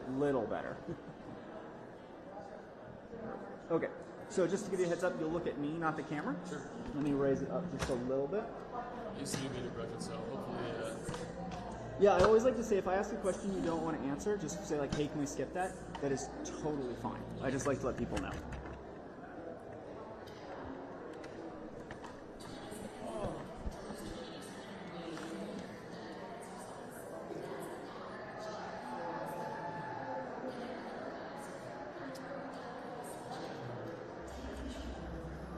Perfect right there. So, I'll hold it. And you'll see me look over at the camera, but you'll kind of just stay right on me. Sure. First question is just could I have you say your first name, your last name, and spell it for me? Skyler Baird, SKYLERBAIRD. And how are you affiliated with the web? I googled where I could watch the convention, and it said that there was a free showing here at Studio Palace, so I'm not affiliated with it. Sounds good. So what made you want to attend a watch party? I have a deep passion for our country. I love our country. I think that having conversations with people is important, and understanding other points of view is important. And so I wanted to come and do it in a public area so I could kind of get more of that feel. Right. There's no audience at the debate tonight, but this was an opportunity to be with people and see it as a group kind of thing, right? Exactly. That's exactly right. Again, you're totally welcome not to answer this, but I always want to ask. Would you mind saying which way you're trying to? Excuse me. Republican. Thank you. You knew the question, even if I did. So, how do you think Trump's been doing tonight so far? What's your opinion? I think he's doing pretty good. Obviously, in the past debates, he had a lot of problems with interrupting, and people didn't like that. And so, having the mics turn off is a good thing. But I think he's been fairly good with his demeanor and his. He has a very snarky way of dealing with controversy, and I think for the most part he's been able to hold back on that and stick to the facts. Speaking of topics, as a voter, where are you from? Are you from Vegas? Salt Lake City. Salt Lake City. What are some of the top subjects for you? Like, maybe what's the top 3 things that you really want to hear these two talking about? The most important things that are facing us, artificial intelligence, nuclear war, and the economy. I mean, those are the things that are on my mind. Those are the things I lose sleep over. Those are the things I dream about. And I don't think people understand even the slightest degree the dangers of AI and how it's going to affect the world, for good and for bad. I wish that we had younger candidates that could lean into those things that are changing so quickly, but this is what we get. And when we look, you said you're on the Republican side. When you're watching Biden tonight, what do you think of his performance? I'm actually a little bit surprised because he is doing more of those personal attacks, which I think that if he could stray away from those, that it would lean better to those moderate voters. But he has been doing a lot of personal attacks, a lot of strawman attacks, and it's not a good look, and it's definitely not the cards that he should be playing. Interesting. You mentioned, we talked about a little bit about the AI, but I was wondering if you could expand on the nuclear war part a little bit. Yeah, so I don't think we've ever been this close to nuclear war, at least in my lifetime. I definitely think that the world was a much more peaceful place under Trump's leadership. He has a very strong personality, he's not going to mess around. And so if you were messing around, he's going to come deal with you quickly and decisively. And so I think that, as rightfully said, that our pullout of Afghanistan was terrible and it was botched, and I think that gave a lot of confidence to different world leaders that are bad actors. And I think that's why we have different wars happening right now, especially with Ukraine. And I think that the Western powers telling Ukraine not to negotiate early in the war was a disaster. It was a terrible idea. I think that Putin's made clear multiple times that he's willing to negotiate or willing to stop the war, but we keep it going and we keep wanting it to be there, thinking that, we're going to save Ukraine, we're going to get all this land back. But all that's really happening is hundreds of thousands of men are dying, and Ukraine is just advancing further and further. Russia's just advancing further and further. And it's really a travesty. And now we've got a nuclear-powered submarine just sitting off the coast of the eastern United States, one of Russia's, and it's scary. And they did talk about Ukraine. Is there anything you heard that gave you optimism, or anything that made you kind of concerned with what one of the candidates had to say? I think the most concerning thing is just that there doesn't really seem to be an end in sight for the Democrats, and even a lot of people here that were in the crowd were cheering, "Oh, we got to protect democracy! We got to protect democracy!" Ukraine is literally one of the most corrupt nations in the world, and it has been for a long time. And it's not that we don't need to protect them, but it is that we need to allow people to protect themselves. And it's not America's job to be the world police. We like to think we are, and it spurs our economic activity, and the military-industrial complex loves it, and all that. But there are diplomatic solutions that don't involve hundreds, if not millions, of people dying. Sounds like it's getting started again, so I want to let most of us get back to it. So my last question is just, we've still got probably halfway there. If you had to put one above the other right now from what you've seen, who do you think's taking the... it's hard to say it's a victory because it's not a boxing match at the end, but who do you think's kind of presented themselves better? It's very interesting because this event that we're watching, sorry, I'm going to go. Yeah, of course. So in this setting that we are right now, a lot of the people that I'm surrounded by are Democrats. And so hearing them cheer at different things and hearing them say that Trump is lying at different times is really surprising because... Including minority candidates. We made sure that they had health insurance. We have covered, if the ACA has the agreed, I made sure that they're $8,000 per person in the family get written off for health care. But this guy wants to eliminate that. They've tried 50 times. He wants to get rid of the ACA again. And they're going to try again for him. We find ourselves in a position where the idea that we're not doing it, we put more police on the street than any administration has. He wants to cut the cops. We're providing for equity and making sure people have a shot to make it. There's a lot going on. And inflation, he caused it by his tremendous malfeasance in the way he handled the pandemic. Thank you. Another persistent challenge is the climate crisis. 2023 was the hottest year in recorded history, and communities across the country are confronting the devastating effects of extreme heat, intensifying wildfires, stronger hurricanes, and rising sea levels.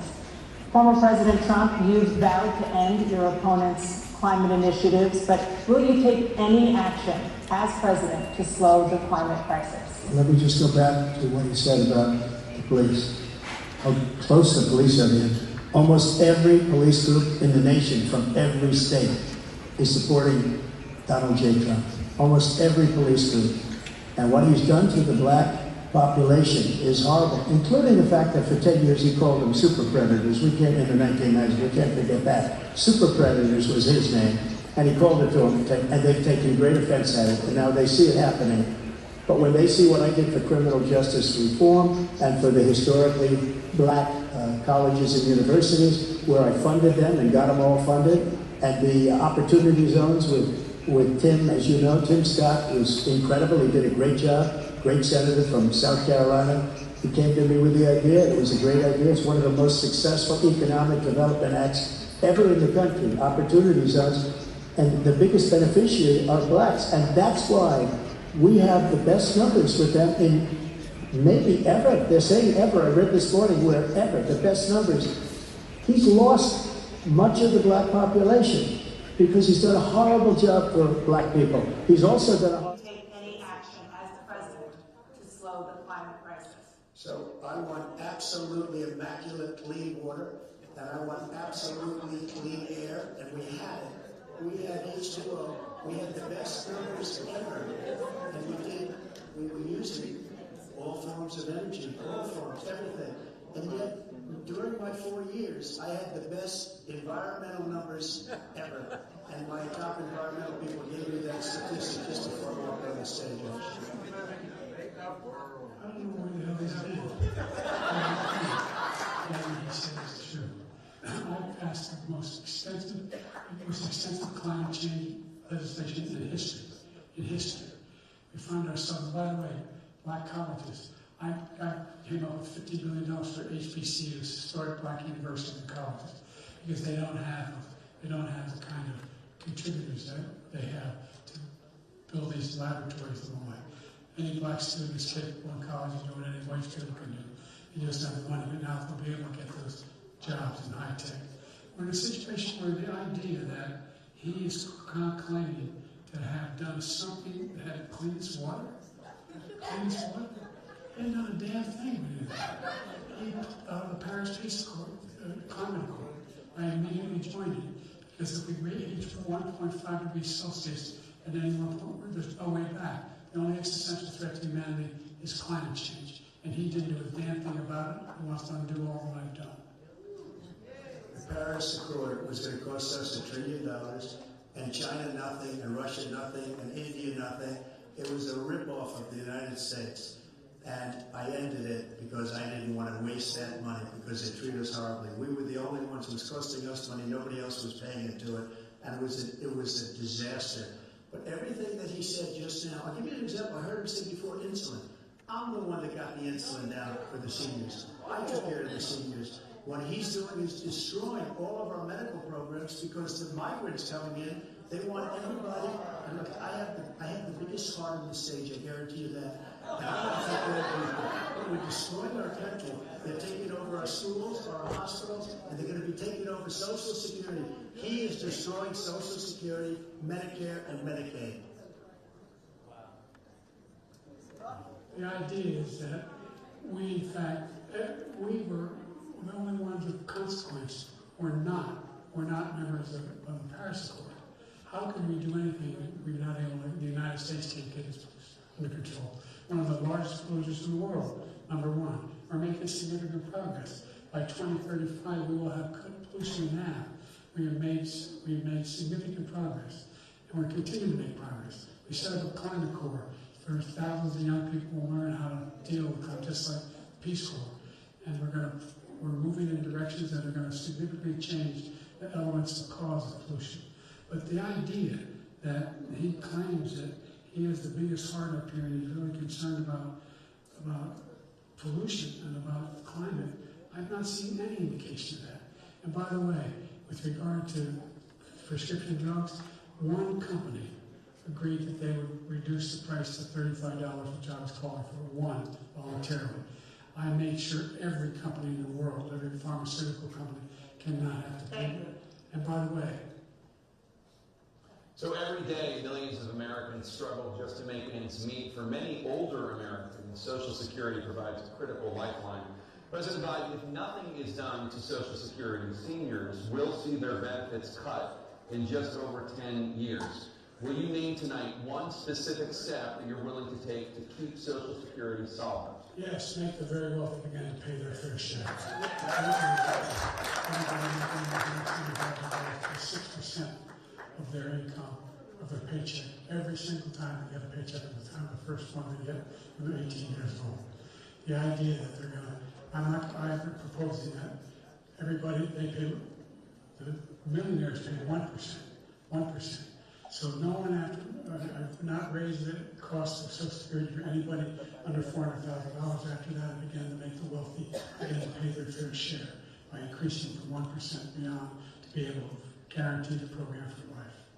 So you still have 82 seconds left. Are there any other measures that you think that would be able to help keep Social Security solvent, or is that one enough? Well, that one enough will keep it solvent. But the biggest thing I'll do if we defeat this man, because he wants to get rid of Social Security. He thinks there's plenty to cut in Social Security. He's wanting to cut Social Security and Medicare, both times. And if you look at the program put forward by the House Republican caucus that he supports, is in fact want to cut it as well. The idea that we don't need to protect our seniors is ridiculous. And by the way, the American public has greater health care coverage today than ever before. And on the ACA, as I said, we're in a circumstance where 400,000 people, 40 million people would not have insurance because they have a pre-existing condition. Only allows them to have that insurance is the fact that they in fact are part of the ACA. And by the way, the other thing is, we're in a situation where we talk about education for black communities. I've raised the amount of money for Pell Grants another $8,000. So anybody making under $70,000 a year is going to be able to get $15,000 toward the tuition. He just doesn't know what he's talking about. Thank you, President Biden. President Trump. So I've dealt with politicians all my life. I've been on this side of the equation for the last 8 years. I've never seen anybody lie like this guy. I've never seen him who can look you in the face. About so many other things too. And we mentioned the laptop, we mentioned Russia, Ukraine, and everything he does is a lie. It's misinformation and disinformation. The losers and suckers story that he made up, it's a total lie on the military. It's a disgrace.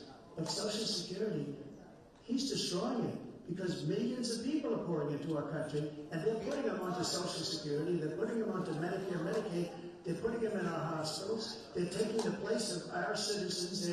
What they're doing to the VA, to our veterans, is unbelievable. Our veterans are living in the street, and these people are living in luxury hotels.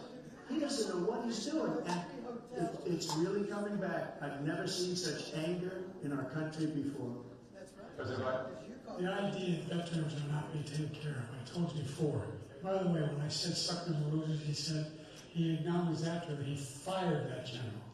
That general got fired because he's the one that acknowledged that that's what he said. He was the one standing with Trump when he said it, number one. Number two, the idea that we're going to be in a situation where all of these millions and millions, the way he talks about it, illegal aliens are coming into the country and taking away our jobs.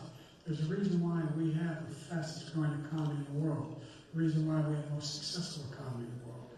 We're doing better than any other nation in the world. And by the way, those 15 Nobel laureates he talked about being phony, those 15 Nobel laureates, economists, they all said that if Trump is reelected, we're likely to have a recession and inflation is going to increase and go up.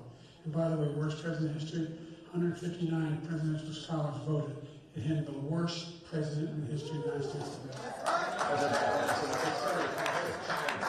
Many American families struggle to afford. President Trump, both you and President Biden have tried to address this issue, but the average cost of child care in this country has risen to more than $11,000 a year per child. For many families, the cost of child care for 2 children is more than their rent. In your second term, what would you do to make child care more affordable? Just to go back, the general got fired because he was no good. And if he said that, that's why he made it up. But we have 19 people that said I didn't say it, and they're very highly respected, much more so than him. The other thing is, he doesn't fire people. He never fired people. I've never seen him fire anybody. I did fire a lot. I fired Comey because he was no good. I fired a lot of the top people at the FBI, drained the swamp. They were no good. Not easy to fire people. You pay a price for it, but they were no good. I inherited these people. I didn't put him there. I didn't put Comey there. He was no good. I fired him. This guy hasn't fired anybody. He never fires. He should have fired every military man that was involved with that the Afghanistan horror show, the most embarrassing moment in the history of our country.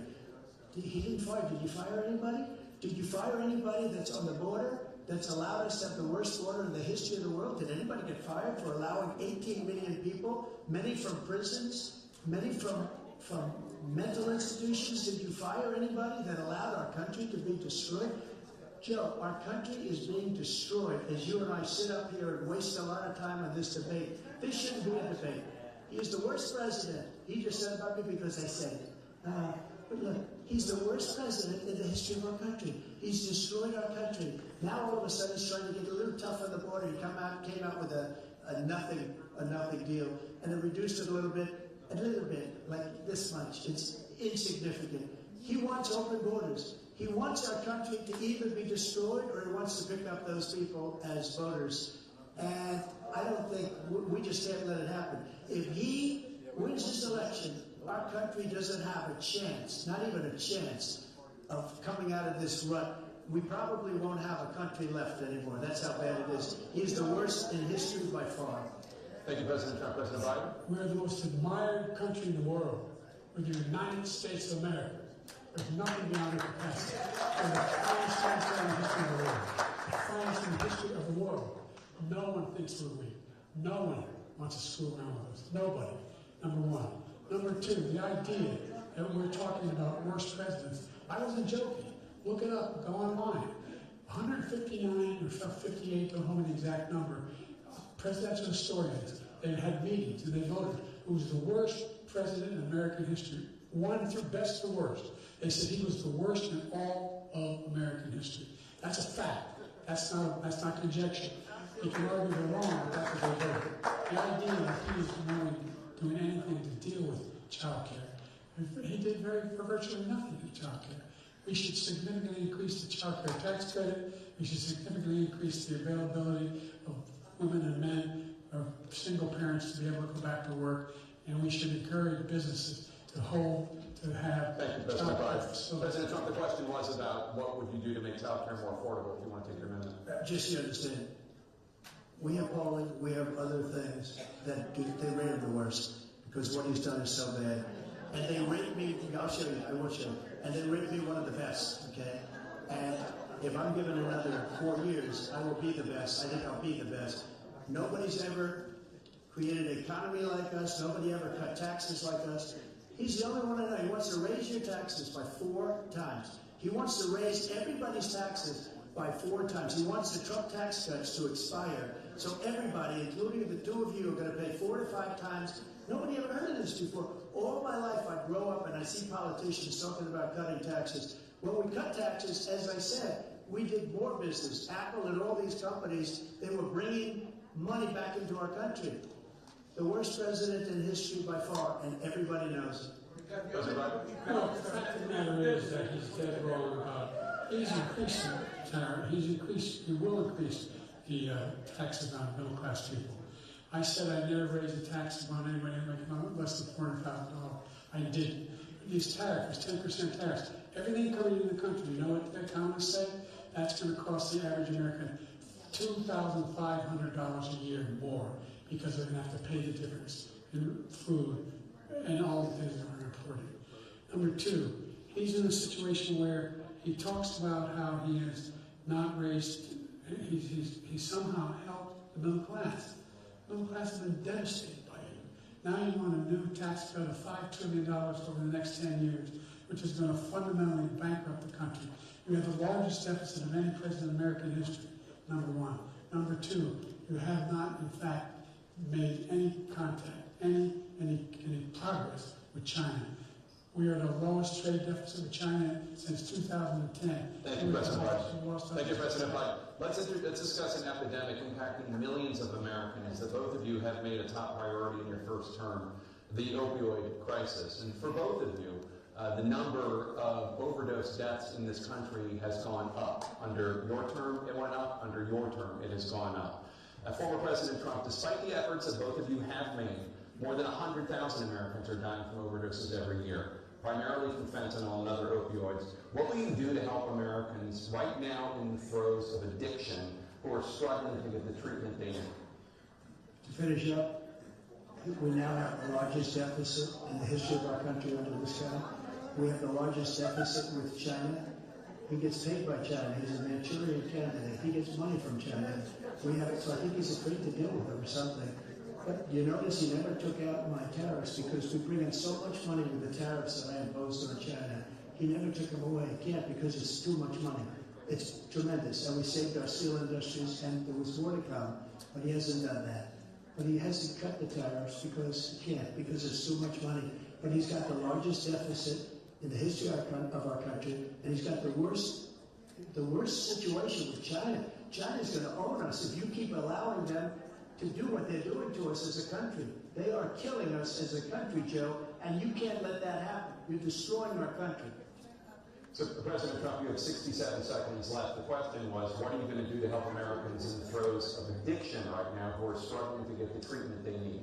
Jake, we were doing very well in addiction until the COVID came along. We had 2.5, almost 3 years like nobody's ever had before, any country, in every way.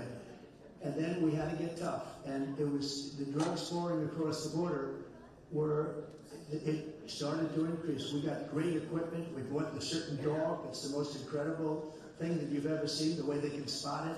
We did a lot. And we were getting very low numbers, very, very low numbers. Then he came along. The numbers, have you seen the numbers now?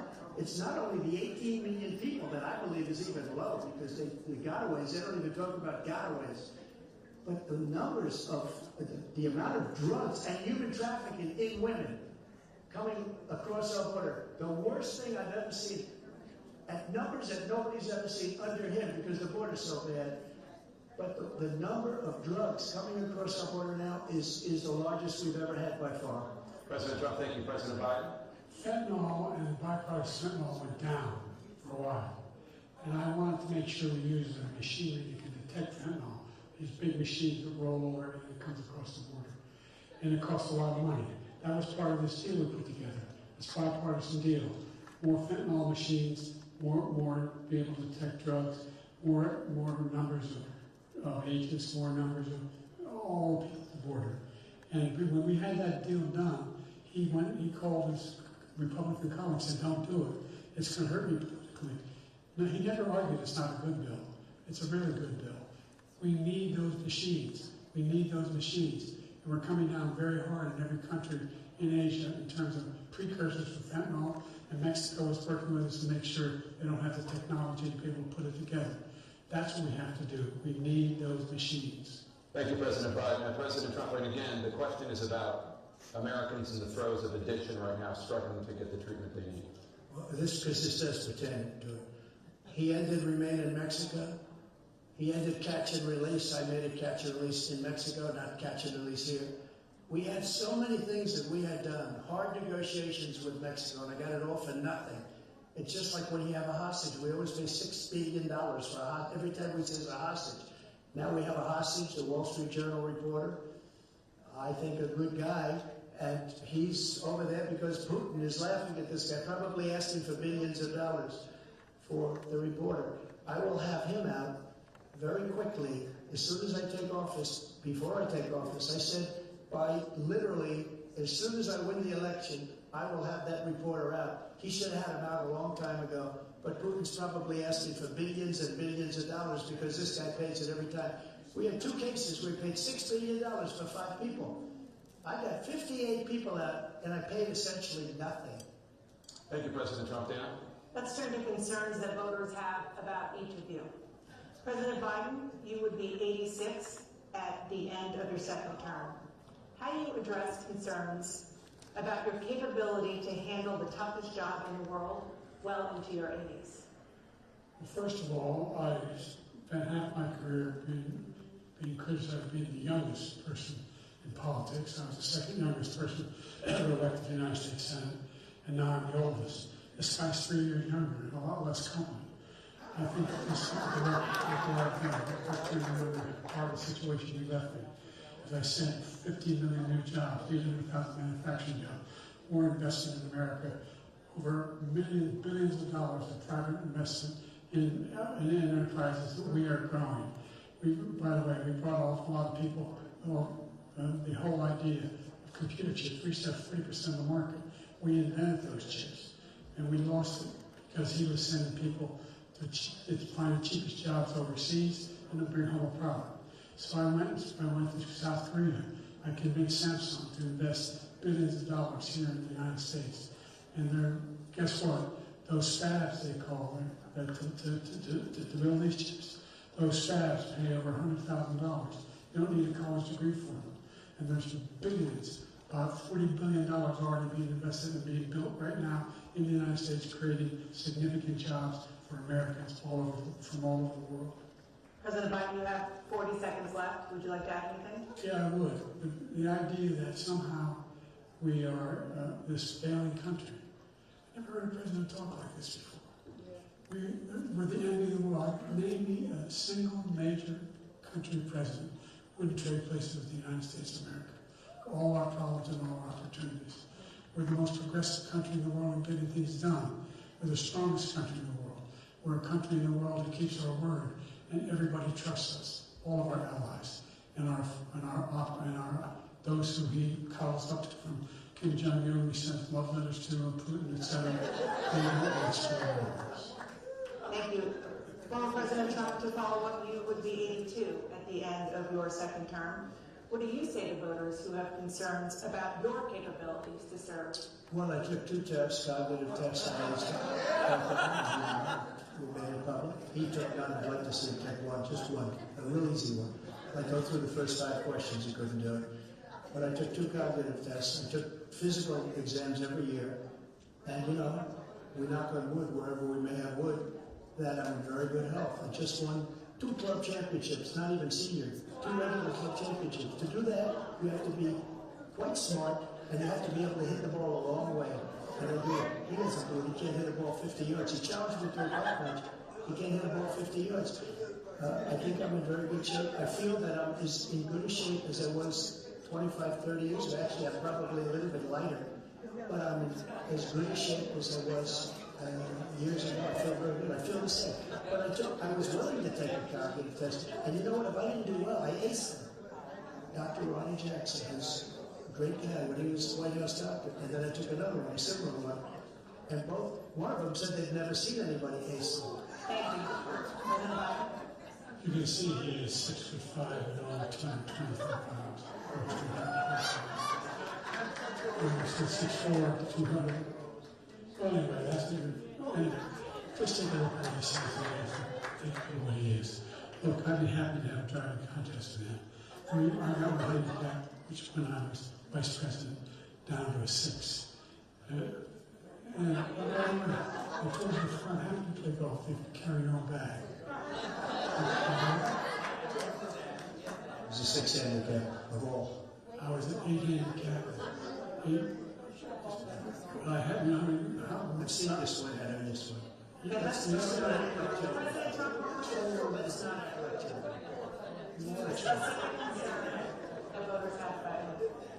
Will you pledge tonight that once all legal challenges have been exhausted, that you will accept the results of this election, regardless of who wins, and you will say right now that political violence in any form is unacceptable? Well, I shouldn't have to say that, but of course I believe that. It's totally unacceptable. And if you would see my statements that I made on Twitter at the time, and also my statement that I made in the Rose Garden, you would say it's one of the strongest statements you've ever seen. In addition to the speech I made, in front of, I believe, the largest crowd I've ever spoken to, and I will tell you, nobody ever talks about that. They talk about a relatively small number of people that went to the Capitol, and in many cases were ushered in by the police. And as Nancy Pelosi said, it was her responsibility, not mine. She said that loud and clear. But the answer is, if the election is fair, free, and I want that more than anybody, and I'll tell you something, I wish he was a great president, because I wouldn't be here right now. I'd be at one of my many places enjoying myself. I wouldn't be under indictment because I wouldn't have been his political opponent, because he indicted me because I was his opponent. I wish he was a great president. I would rather have that. I wouldn't be here. I don't mind being here. The only reason I'm here is he's so bad as a president that I'm going to make America great again. We're going to make America great again. We're a failing nation right now. We're a seriously failing nation. And we're a failing nation because of him.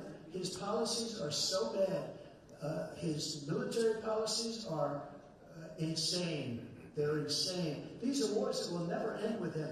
He will drive us into World War III, and we're closer to World War III than anybody can imagine. We are very, very close to World War III, and he's driving us there. And Kim Jong-un, and President Xi of China, Kim Jong-un of North Korea, all of these, Putin, they don't respect him, they don't fear him, they have nothing going with this gentleman, and he's going to drive us into World War III. World War III. Let him follow and win, and let Putin say, do what you want, NATO. Just do what you want. There's a thing called Article 5. An attack on one is an attack on all. A required response. The idea, I can't think of a single major leader in the world who wouldn't trade places with the job I've done, what they've done. Because we're a powerful nation. We have wonderful peace. Because of the people, not me, it's because of the American people. They're capable of anything, and they step up when they're needed. And right now, we're needed. We're needed to protect the world because of our own safety as a state.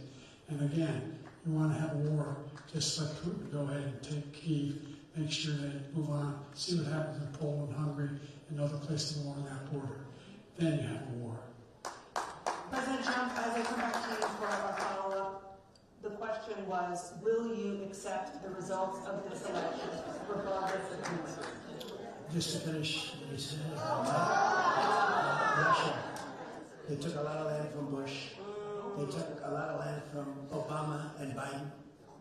They took no land, nothing from Trump, nothing. He knew not to do it. Not going to play games with me. He knew that. I got along with him very well, but he knew not to play games. He took nothing from me. But now he's going to take the whole thing from this man right here. That's a war that should have never started. It would have never started ever with me. And he's going to take Ukraine. And, you know, you asked me a question before, would you do this? He's got us in such a bad position right now with Ukraine and Russia. Because Ukraine's not winning that war. He said, I will never settle until such time. They're running out of people. They're running out of soldiers. They've lost so many people. It's so sad. They've lost so many people, and they've lost those gorgeous cities with the golden domes that are 1,000 years old, all because of him and stupid decisions. Russia would have never attacked. President Trump, the question was, will you accept the results of the election? Yes or no, please. If it's a fair and legal and good election, absolutely. I would have much rather accepted these, but the fraud and everything else was ridiculous. And if you want, we'll have a news conference on it in a week. Or we'll have another one of these in a week.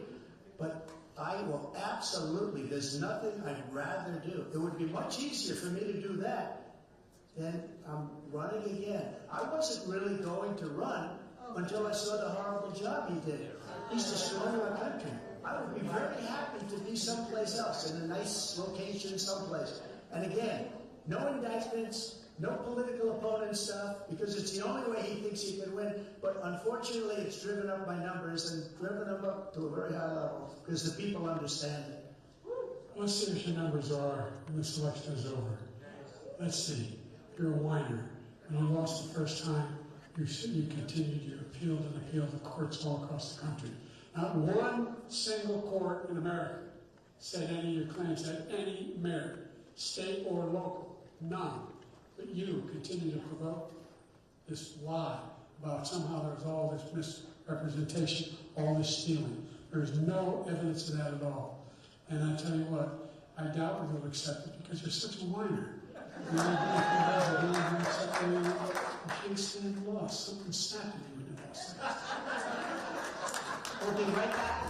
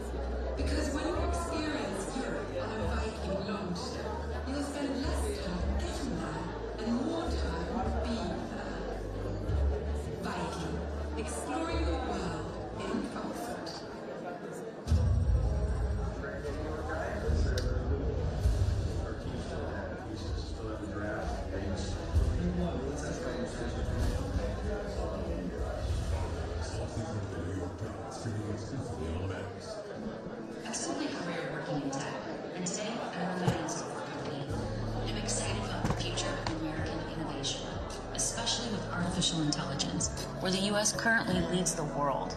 American researchers are making exciting new discoveries, and U.S. companies are investing billions in AI solutions that will strengthen small businesses. But foreign competitors like China want to surpass America in AI. Our leaders need to protect America's competitive edge. HCM is a serious heart issue affecting as many as 1 in 200 people. Like me. Want to surpass America in AI. Our leaders need to protect America's competitive.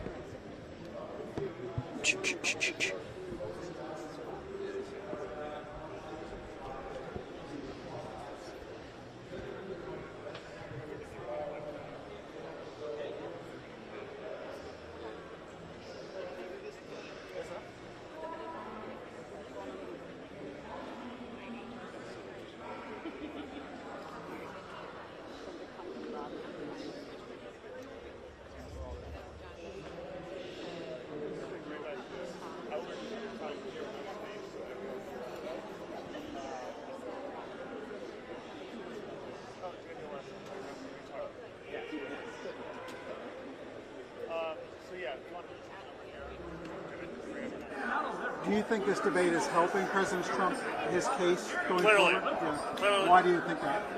Because people are seeing and hearing his words from his own perspective directly, and not being filtered and word spliced through a very biased media who has no semblance of being able to keep their opinions of themselves and has no regard for the being able to properly represent who's on the other end of the camera. Thank you so much. All right. What is your name, first and last? Tom Llewellyn. Spell Llewellyn. Llewellyn. Tom, where do you live? I live in Milford, and very, very strong supporters of the Maddoxes. And I think it's absolutely outrageous that not only at the federal level, but here in Michigan, the legal system has been criminalized to have Republicans be put to a type of persecution that is that should never be in the political arena. Thank you, Tom. Appreciate Thank your you. time.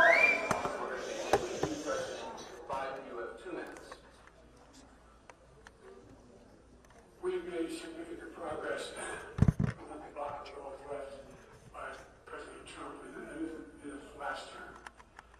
We found ourselves in a situation where, number one, we have to make sure that we have a fair tax system. I ask anyone out there in the audience, or anyone out watching this debate, do you think the tax system is fair? The fact is that I said nobody making under $400,000 had a single penny increase in their taxes, and it will not. And if I'm re-elected, that'll be the case again. But this guy has increased your taxes because of the deficit. Number one, he's increased inflation because of the debacle he left after the way he handled the pandemic. And he finds himself. Before, he's kind of just talked about himself.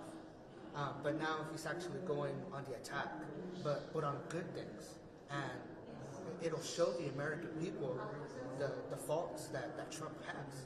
So that's kind of what's... And then on the flip side, how do you think Trump's been handling himself? How do you think he's done in the debate so far? Well, I mean, a little biased. Trump hasn't been my favorite candidate. He's kind of seemed like he's rambling, using the talking points from his campaign, and just kind of really leaning on into the migration crisis.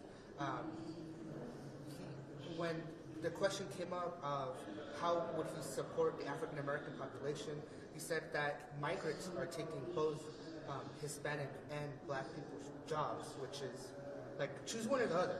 You know what I mean? So that's he's not doing great tonight. We've still got a little bit to go, but has there been anything really stand out you think was really notable to you? They kind of bickered a little bit in the middle of it, so I thought that was pretty interesting. And the fact that they let it go on as long as what it was, and you really saw that what Biden said, it got under Trump's skin. So I think that was pretty interesting. And he showed his true colors.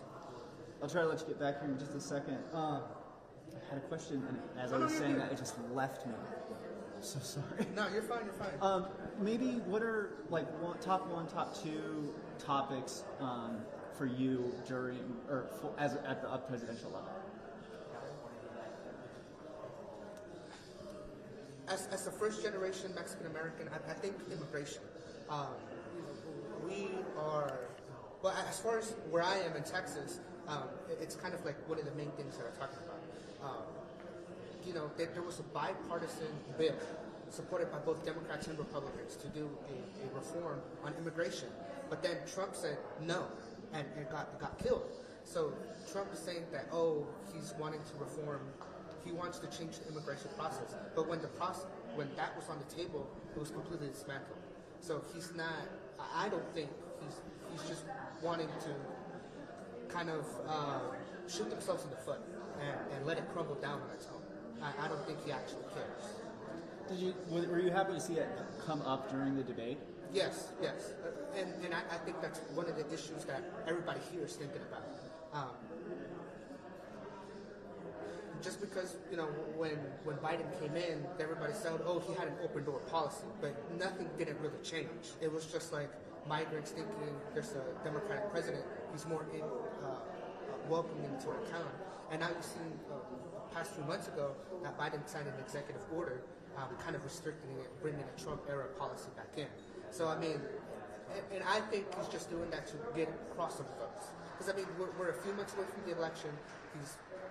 They're both. I think I saw a recent poll that they're like 0.04 chance of from the polls. So I think right now everybody's just trying to do whatever they can do to kind of bring in the crossover vote. So with the debate, there isn't really a winner and a loser, but do you feel like one of the candidates has maybe stood out a little more than the other one so far? Yeah, definitely. And for me, it's Biden. And I'm really surprised by it. Because usually, Trump is very outgoing, outspoken, and he's not afraid to really show his true colors. But Biden has really kind of put some sharp teeth in and really been on it. I mean, you could really see Trump's facial expressions and going off in the camera because he's getting under his skin. So, I mean, I think Biden has been doing a pretty good job on calling him out on his errors. Second to last question. Well, actually, last question, I guess. If you're willing, could you share your age with me? Yeah, I'm 21. Awesome. Oh, so this will be your first presidential? Yes. I guess then I do have one more question. Yeah, go ahead. One of the most famous debates is the John F. Kennedy and Richard Nixon debate. It was the first televised one, and lots of things like that. Do you think this one, maybe not to that level, but do you think this will be a debate that kind of makes the history books? From what I've gathered from other people, they are interested in this debate. Some people are going to be like, it's kind of chaotic. It's going to be like, the reason I came because I thought it was going to be funny. But I was surprised that actually the dialogue they have been having. But I think it's going to reach historical records. Just from kind of the memes that people have been reaching out to. And everybody's wanting to know. I mean, I feel like this election is really going to set the precedent for the next 10, 15, 20 years. Because a lot of things can happen in one administration. Well, thank you so much for talking with me. I really appreciate it. Did it end? Oh, it ended? Is that it? I don't know. Did it end? Did the debate end? Oh. I'm sorry.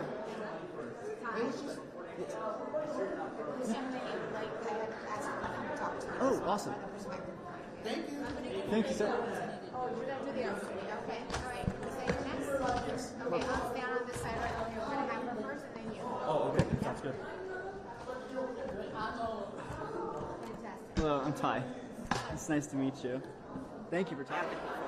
And as far as the borders, it's really sad that, I think it's sad to the people coming in because they're not really being treated well. I mean, they're getting everything, but it's not what makes people really function, honestly. Was there a key moment or key issue that came up tonight that really jumped out at you? Some issues. I just think our country. I think our country. The embarrassment. I think we are very embarrassing right now, and I don't think we are safe at all. I think our country is very vulnerable, and I think people know that it's a joke that we're safe and when everything right is that it's a joke. Thank you so much for your time. Ma'am, what is your name, your first and last name? Do I need to give that? You do. Oh, okay. Why are you using this? I mean, I'm not giving you... I would like to. Okay, my name's Cheryl Picard. Will you spell this for me, please? SHERYLPICARG. And do you live here in the suburbs? Or? I live in the city. I'm sorry, say it again? I do. I live in the area. Okay, very good. Thanks for your time. Have a great night. You too. Thank you. I will do it if you don't mind. You will do it. So, all right, let's go. Let's get your name first. My name's Ron Picard. Okay. RONPICARD. Okay. Which suburb do you guys live in, by the way? Plymouth. Plymouth. Oh, very good. I live in Canton, so. Yes. Okay, your thoughts, just generally. Generally, it went about the way I expect. I think it was overblown. I think the idea of them cutting the mics off was going to be a detriment to either one. It was way overblown. I think one of the key areas I wish they had said is just are you better off than you were 4 years ago? Because I think across the country, that's what's coming across. Everybody can look at their own bills, their own neighbors. They watch the news, and if you think you're better off than you were 4 years ago, re-elect Biden. Personally, I think you're a lot better off than Trump, so that's probably who I'm voting for. Can you help me real quick? Could you hold this for me? Sure. You should actually do that in the first place. Let's take it candidate by candidate. Start with President Trump. What do you think he did well? I think the economy was extremely good. COVID was such a one-off, it makes it really difficult to just go by the numbers. But overall, I think our economy was great. Foreign policy, we had the same thing. I'm old enough, my first vote was for Ronald Reagan as president. And the same statements were said about him, that he was going to drag us into World War III, and we were going to start all new wars. You know, we had no new wars under President Trump. Thoughts on President Biden's performance? Again, are you better off than you were 4 years ago?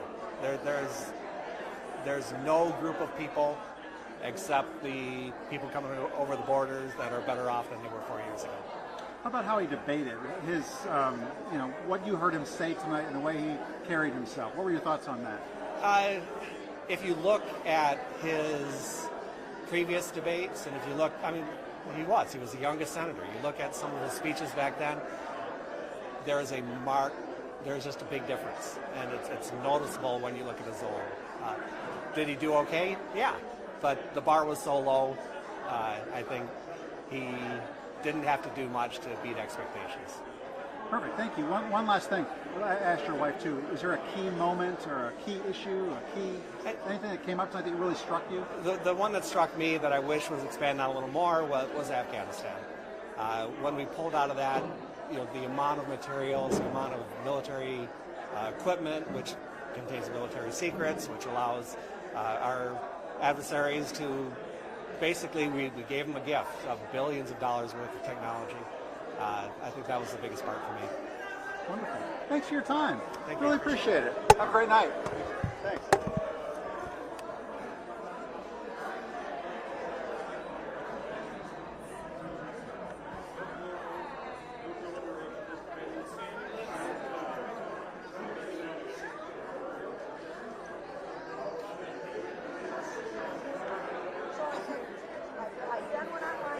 Share your thoughts on the debate? Okay. Not really. It was entertaining, I'll say that. Fair enough. Yeah. Next one's what, 11 weeks from now? Yeah. Much closer to the election. Thanks. All right, good luck with your election. Still see those things live because you really cannot change or misword what they're saying if they're saying it live. So I do say that it's very important for people to do that. So it was really refreshing to see that people still like to look at that for sure. Very interesting. I think this is my last question for you. I think maybe a lot of people know the John F. Kennedy and Nixon debate.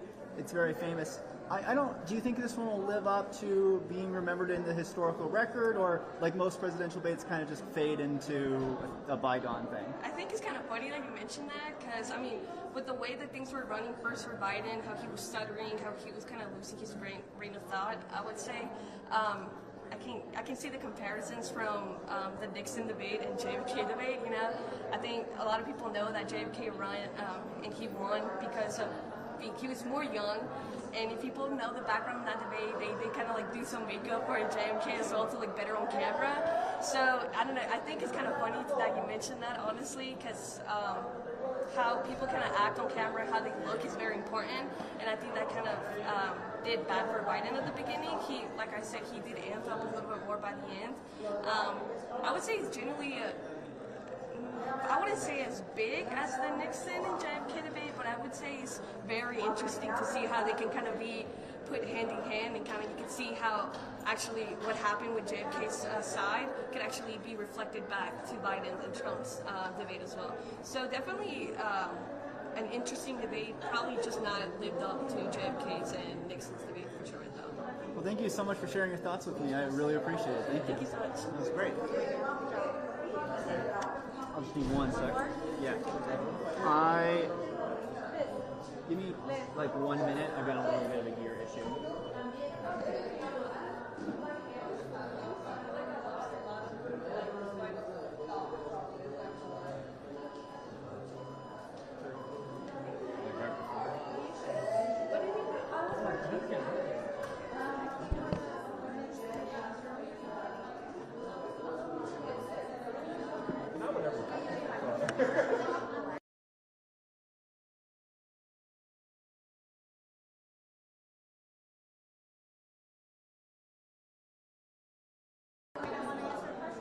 Totally. If I have something and you don't feel super comfortable with it, just say, oh, you know, can we skip that one? And I'm going to jump to the next thing because don't worry about it. It's totally fine. Surprise and shock look sometimes. The eyes, the very stiff face, the very stiff hands. They're all very, very prominent signs of what's going on. And I feel bad for him as a human being, quite frankly. And I also feel the people that have put him in the position that he is in are not very nice people. It's almost like elder abuse. And then President Trump's performance, how would you describe it, or what were your thoughts on it? I loved watching his face sometimes. He was just like,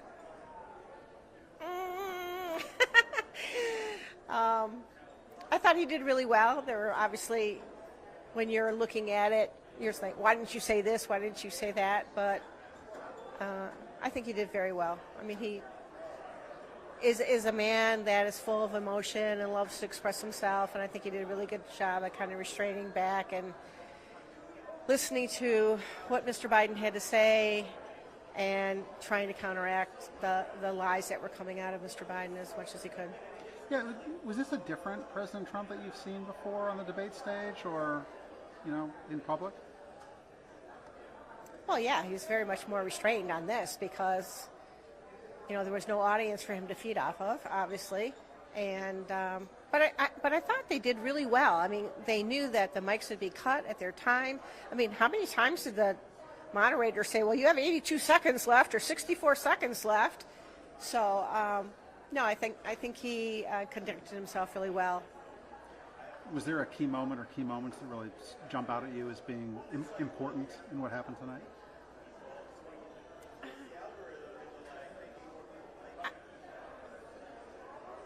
I think I was more, not to use the word shock would be wrong, but to say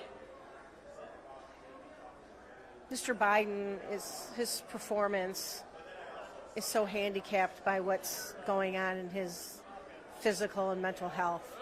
It's very disheartening. It's very disheartening to see that happening to anybody. My mother-in-law went through that, and yet to see him forced into that public kind of spotlight only to be put on display, the nature of that disease, I just think to me it's shocking that people would put him in that position. Last one for you. Do you think any voters' minds were changed tonight? You know, that's an interesting question because I was talking to someone earlier, and he said he had talked to a dozen Democrats that he knew his friends, and they're all like, yeah, we're not watching that. And so I don't know if any voters got changed because I don't know if any Democrats really watched it because they kind of already suspect or know what's going on, and so they don't want to see it again firsthand. And so maybe some independents watched it, and then again his dementia was on full display. So I don't know if it did or not, or maybe it was just all Trump people that watched it and were shouting in their living rooms going, yay, yay, yay. Thanks, Roseanne. That was great. You're welcome. Really appreciate your time, and thanks for letting me come by tonight. Yeah, you're welcome. Thank you. Mm-hmm. You have a great night. Okay.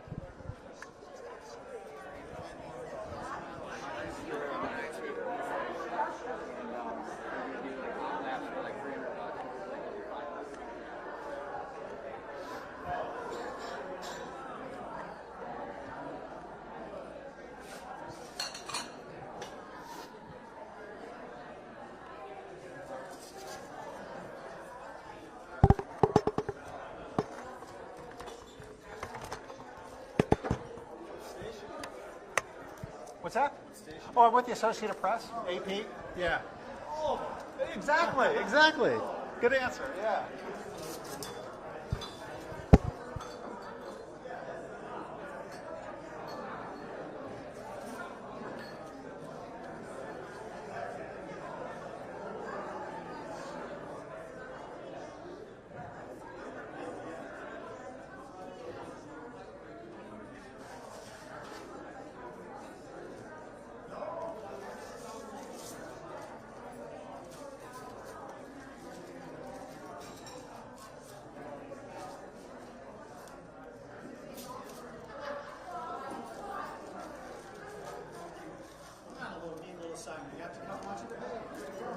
It's not bad. It's not bad at all. Definitely entertaining. Definitely entertaining. Yes. Not bad. Not bad for a couple of years. There you go.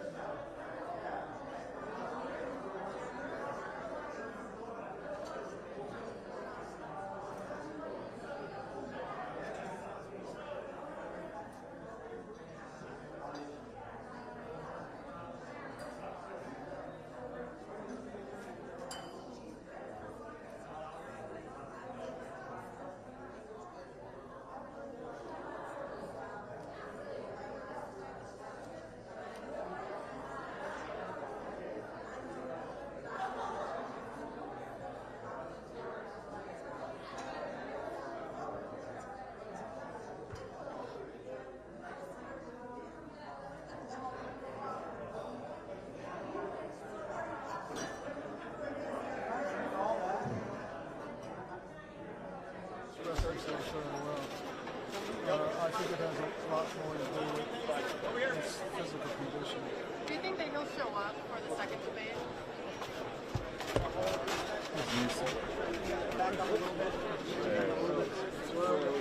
Kevin's looking, they're all lined up. They're all lined up Everyone together. take a little step back. Like a little step back. Excellent. We're doing great, guys. We're doing great. Give us 15 seconds. Okay, 20 seconds. Everybody get in place. Hang on.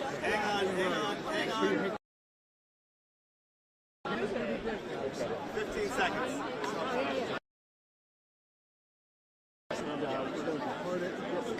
Yes, Daniel, the step aside. 1 second. 1 second, guys.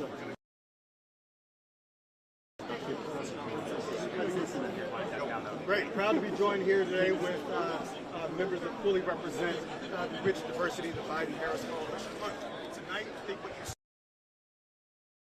coming into tonight, which is a very clear contrast, a very clear choice in this election.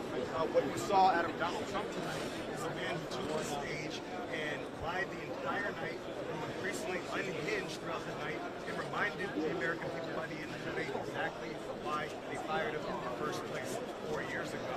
In contrast to that, you saw President Biden take the stage and did exactly what he did over the course of the last 4 years.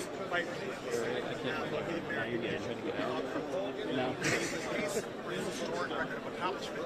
15 million jobs, 800,000 manufacturing jobs. The work that he has done since the day he took office to lower costs for Americans, having the cost of $35. The work he's done to cap prescription drug costs out of pocket for our seniors at $2,000 annually. The work he's going to continue to do in his second term. In Donald Trump, you saw somebody who repeatedly refused to say that he would accept the results of the election once again, the same way that he did so in 2020. We saw the way that that played out most violently on January 6th. He is all but promising to do that again during this election. Again, he's already spent his months out on the stump saying that there's going to be a bloodbath since this election. He reminded the American people in prime time of that very pledge tonight. We saw him talk about the fact that Roe v. Wade, the overturning of Roe v. Wade was a great thing. Once again, as he is out on the stump every day, talking about the fact that these extreme state-level abortion bans are playing out brilliantly. That is the fundamental contrast that the American people saw as this debate played out over the course of the night. And with that, I'm going to turn it over to...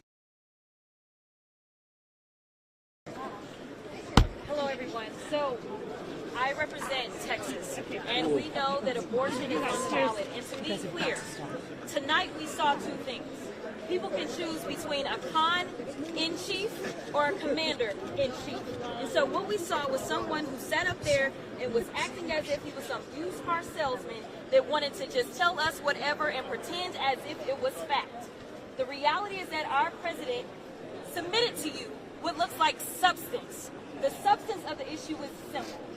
We have somebody that is bragging about the fact that he took Roe v. Wade away from us. Whereas we know the next step. They've gone after mifepristone. They want to go after contraception. And unfortunately, in the state of Texas, they're talking about instituting the death penalty. What the American people have to decide is that they're going to choose themselves. This election isn't about all of the lies that Trump is selling you. What it's about is the facts. The facts are that he took that right away from us, and he wants to take more rights away from us, and he did not shy away from it. Every time he didn't want to answer a question, he just decided to deflect. The reality is that people are dying. We had over 26,000 women that were impregnated in the state of Texas alone in the last year since the Dobbs decision as a result of rape. That is unacceptable. You all know the story of Kate Cox. You know the story of Dr. Denard. You know the story of women that are potentially losing their lives. And so there is only one clear choice, and that clear choice is Joe Biden and the blue team. And that's exactly why we're here. All right, Senator, we are now going to Senator Warnock. Can we talk about the president's performance? I'm not going to take any questions. We're going to go through the run. Elections are about the character of a nation. They are about jobs, they're about the economy, they're about war, peace, a whole range of issues. But at the end of the day, it's really about the character of a country. And the American people got a chance tonight to be reminded about the character of Donald Trump, a man who stood there and lied for 90 minutes straight. But what I was also struck by was by what he did not say. Every time he was asked a question that had something to do with the lives of the ordinary working class people that I represent here in the state of Georgia, did you notice he never answered the question? When he was asked about child care, which is a real issue in this country. A lot of people can't get to work because they don't have child care. He didn't have an answer for that. He tried to take credit for capping the cost of insulin and prescription drugs. Well, I know that's a lie because that's my bill. I passed it, and Joe Biden signed it into law. When it came to anything having to do with ordinary people, he reminded us that this man wants to do the only thing that he's ever done, and that's focus on people like himself. That's why he passed a tax cut that went to the richest of the rich on the backs of ordinary, working class, poor people, middle class people. We passed a tax cut, the largest tax cut for middle and working class people in American history. He's trying to divide us. And we've got to make sure that we stand up as a nation, stand up for the American covenant, pluribus unum, out of many. One, we should always be afraid of somebody who's telling us to be afraid of each other. That's Donald Trump. America is better than Donald Trump. I believe that come November 5th, the American people are going to stand up once again and prove it as he did in 2000. Is the president the best We're now going to go. We're going to get to everybody's questions. We're going to get to everybody's questions. We're now going to go to Governor Newsom. Thank you all, and I'll associate myself with many of the comments that were just made. To me, that was just daylight and darkness. I'm a little old-fashioned. I care about substance. I care about policy. I care about facts. I care about people being accountable to their lives. What I saw tonight was Donald Trump, weakness masquerading as strength.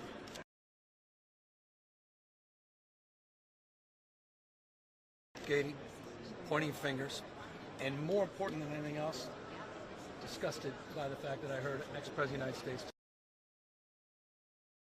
talk down.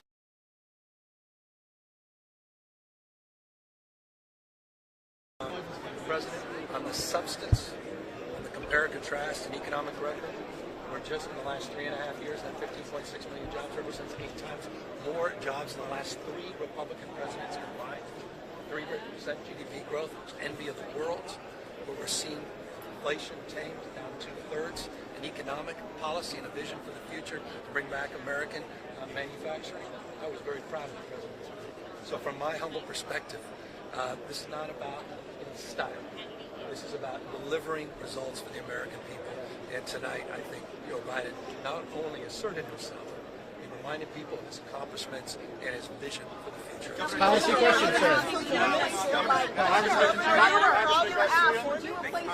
Look, I think first of all, tonight was a clear contrast between a good man that we believe in, that is going to win re-election, and a con man, a criminal, and a traitor to this country.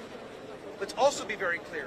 Donald Trump tonight doubled down on his anti-immigrant rhetoric in the debate. He called somehow that immigrants are creating a rat nest in this country. The word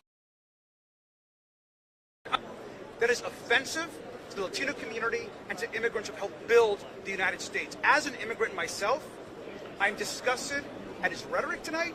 He's the most anti-Latino president that we have had in decades. And one other thing, he also tonight lied again, especially about COVID and the pandemic. I lost 2 parents to the pandemic. One was actually a healthcare worker, my mother. And Donald Trump stood up there and lied about the pandemic while he was telling people to inject bleach, to not take the vaccine, and cause more harm to this country when he was president than any president that we have seen. So Joe Biden tonight did what he needed to do, which was deliver a message about substance. We're proud of him, and we're going to win in November. Policy question. Look, and we're going to get to everybody's question. Governor, will you regret not running? I want to make something very clear. The most embarrassing moment in our country's history was 2016, the day Donald Trump was elected. If we are unfortunate enough to put him in the White House again in 2024, it would be an unthinkable tragedy. This man has one policy position, and it's to keep himself out of prison. We saw tonight that he does nothing but lie. Do not let the fact that he lies loudly and with impunity blind you to the fact that he is a traitor to this country. We have seen him betray this country. And we know that the people who know him best cannot support him.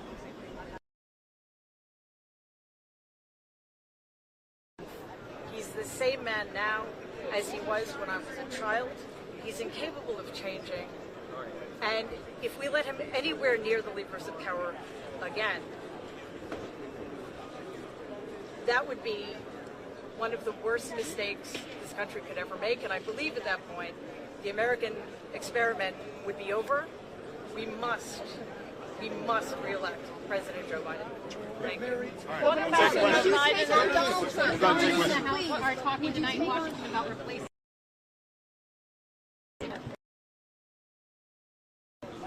Who's talking?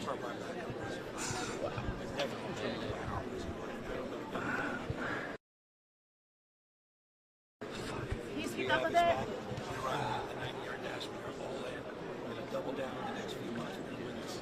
What's your golf handicap?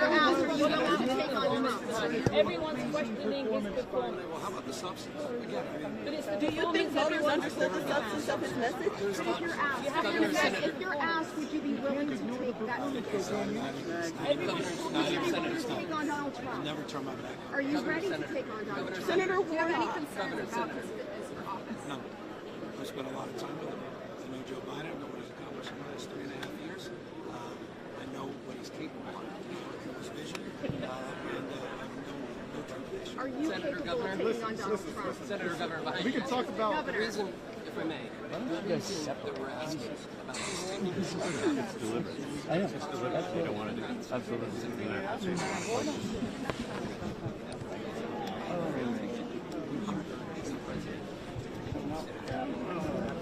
Christine, I'm dead in the water now, so I can't.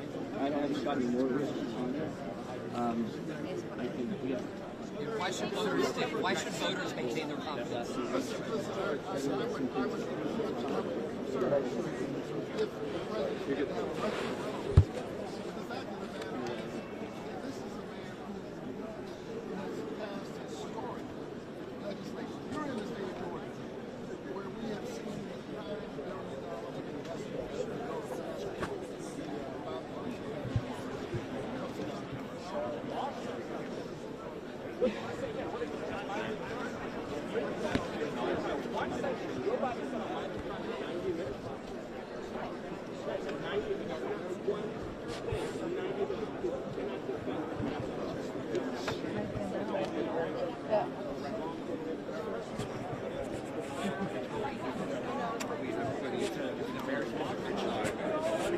Yeah, nobody wants to come out there and talk about it. Absolutely. You got my the right pocket. There you go. They expect to lose 20 or 30 seats in the House because Joe Biden would be such a drain on the ticket. Moreover, Joe Biden didn't articulate any clear message. I think the thing that Joe Biden got most exercised about tonight was this golf game. Not the fact that Americans are being killed by illegal immigrants, not the fact that prices are rising, inflation is crushing the American household. President Trump has solutions for these problems, and it's why his demonstration of those solutions, I think, showcased the most impressive debate performance in American history. Yep. Congressman Gates, yeah. How did Trump perform tonight? Do you feel like Biden is able to recuperate from after the effects of this debate? After this debate, I think we're going to have to identify Joe Biden by his dental records, because it was a bludgeoning. Like, Joe Biden couldn't articulate a border message, an economic message. He could barely get through his own name. It was a waterfall of words, and the American people deserve an energetic president, someone with boldness and vision and a real plan. Trump showed his plan on taxes, on regulatory reform, on the border, and on trade. Trade deals that will ensure the American worker is able to advance. I think that right now there is deep and wide panic in the Democratic Party over the state of their nominee, and for good reason. Yep. All right. Thanks, guys. Is that right?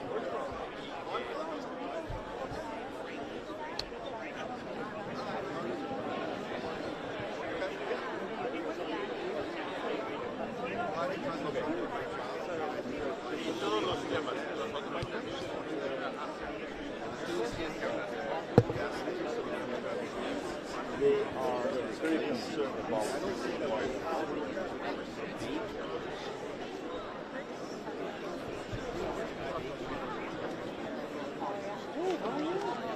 Pretty cool.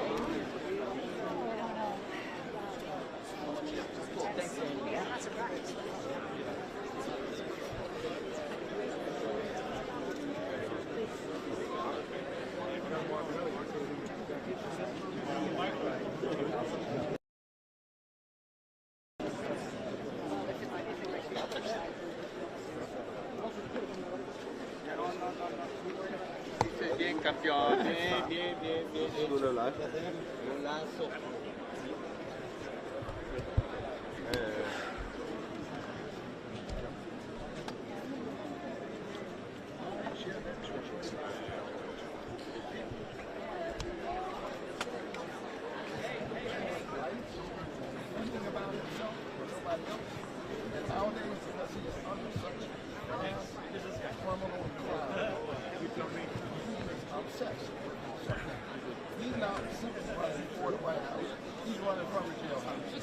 Right behind you, Senator. Senator. About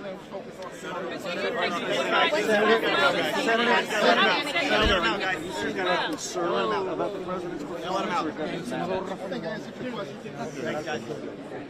Rafael Warner, de senador federal por Georgia.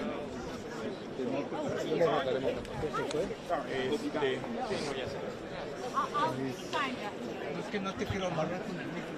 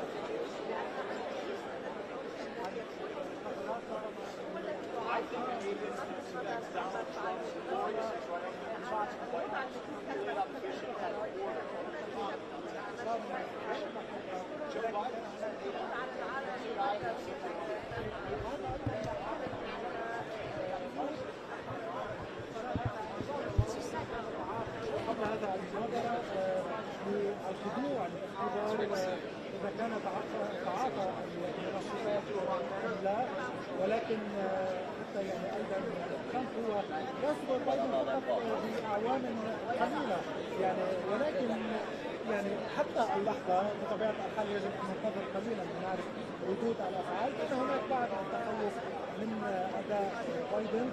ترامب بدأ أكثر حنكة، حتى وإن كان ترامب بايدن هو لديه هذا كان أكثر وسيلة،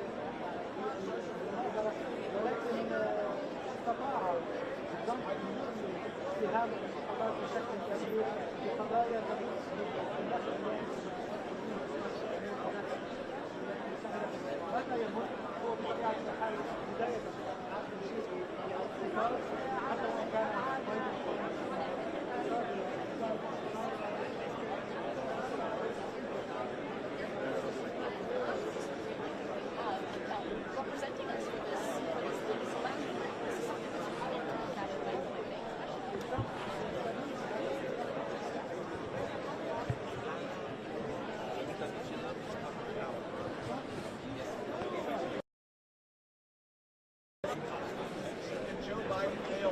Donald Trump passed with flying colors. President Trump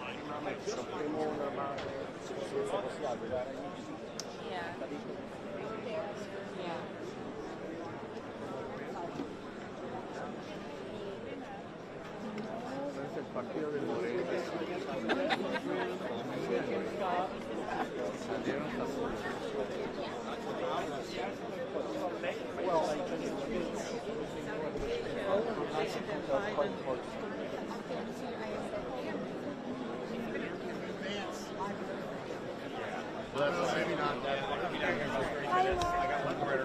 Do you think the people in Georgia?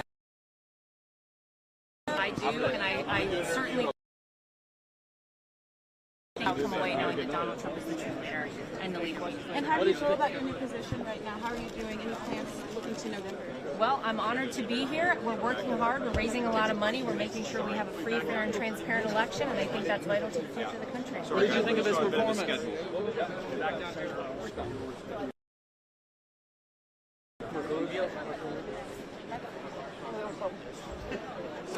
What did you make of that? I just have to do a live video. Senator. What do you think of it?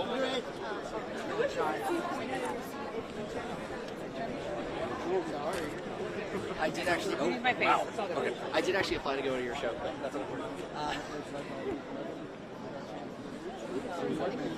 We have a live video. I'm sorry. Who would you want to see appointed in your Senate seat if you were appointed to be?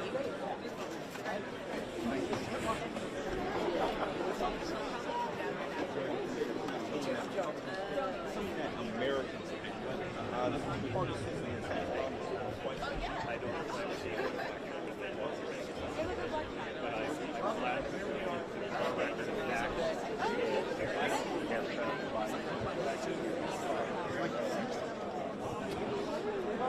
You gonna wait till she's finished, or?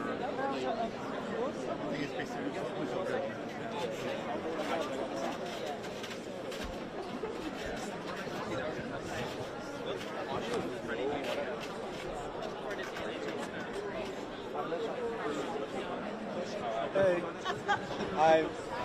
I couldn't hear, but I got close to the Democratic screen.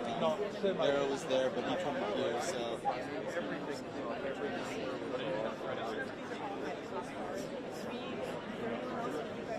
Yeah, I just saw.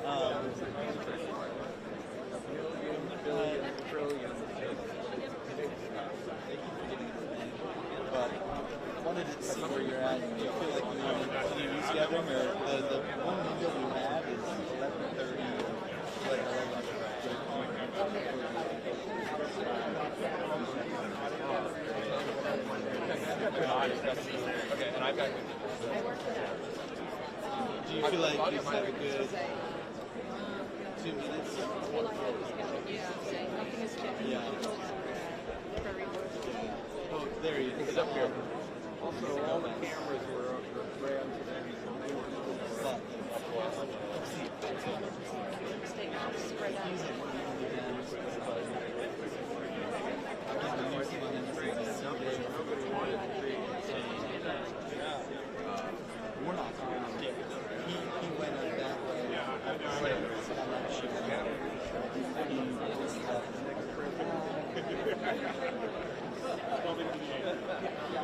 Always do. We're waiting for the debates. Is he going to come out?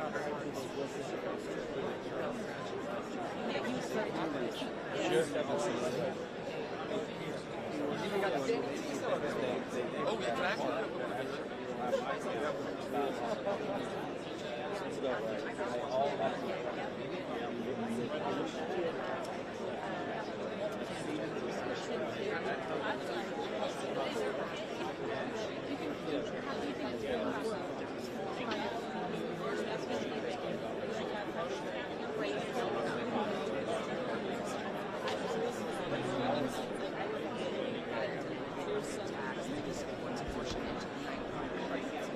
Yeah, I'm listening.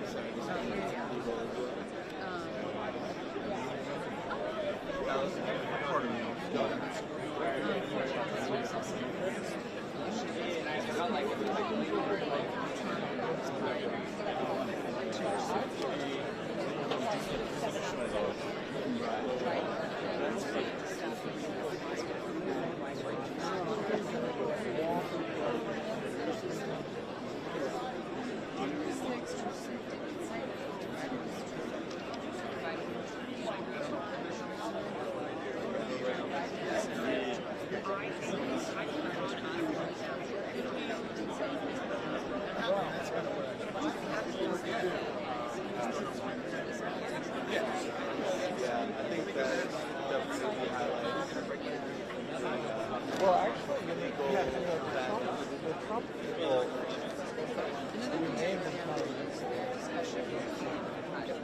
so you're waiting for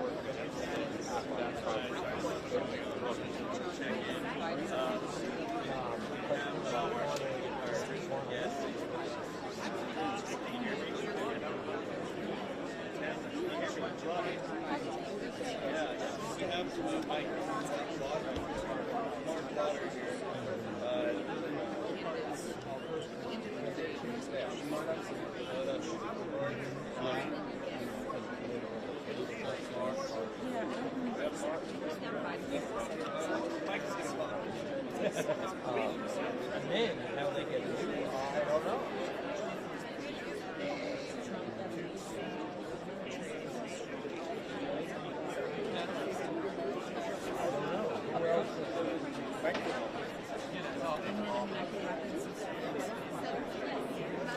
Yeah, I think it's mainly debate. We can't really get into spin because spin room is an interesting dynamic for sure. Yeah, and Democrats. Yeah, so I think that has to be a separate because the main focus on and I like how that area is. We'll effectively film them all and then try to see which ones people are the most sure about for the 60-second version. So, let me quick have someone there, but the best way for me to do this, I think. Switch it down. Recorded on the same feed. That's right now we've got a lot of standard gates. I got stuff I got for Trump. I really wanted to know advance and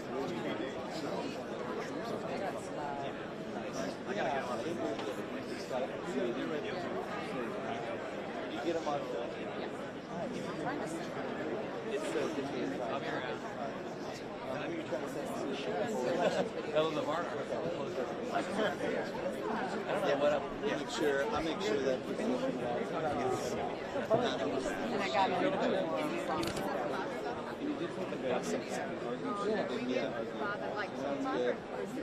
definitely use it up front.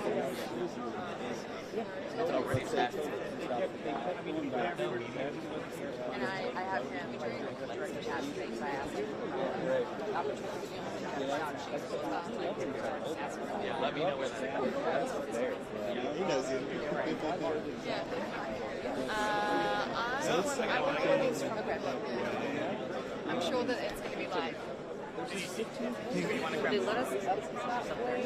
No, we have to go back from behind. unfortunately. But yeah, there's one person finishing up their hit right now. So we can get up there, practice, kind of go to the break, and this was fun. This was too. I can come back down a bit more Republican reaction, I guess. Fabulous. So yeah, go this way and around. So it's unfortunately our only way. So yeah.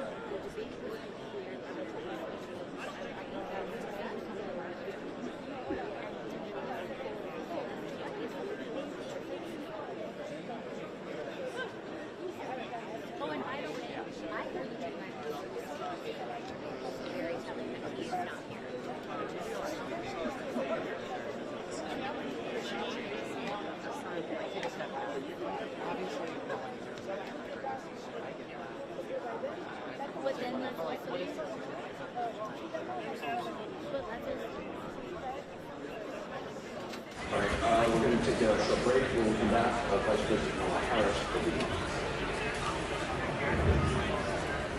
Sunday on the whole story.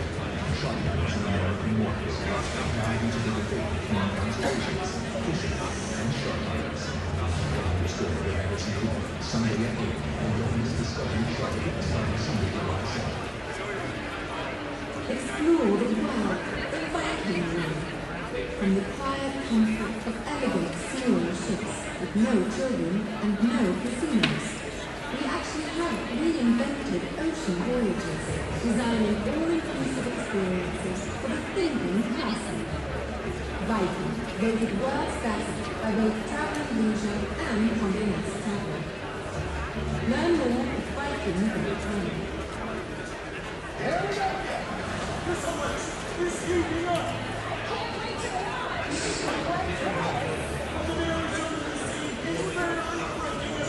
Every new scandal is cancels out a different scandal until you become president. It's an ancient tactic called politics.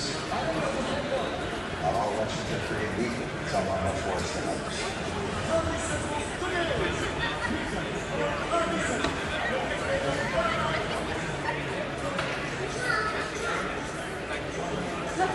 Get in the car. Let's go.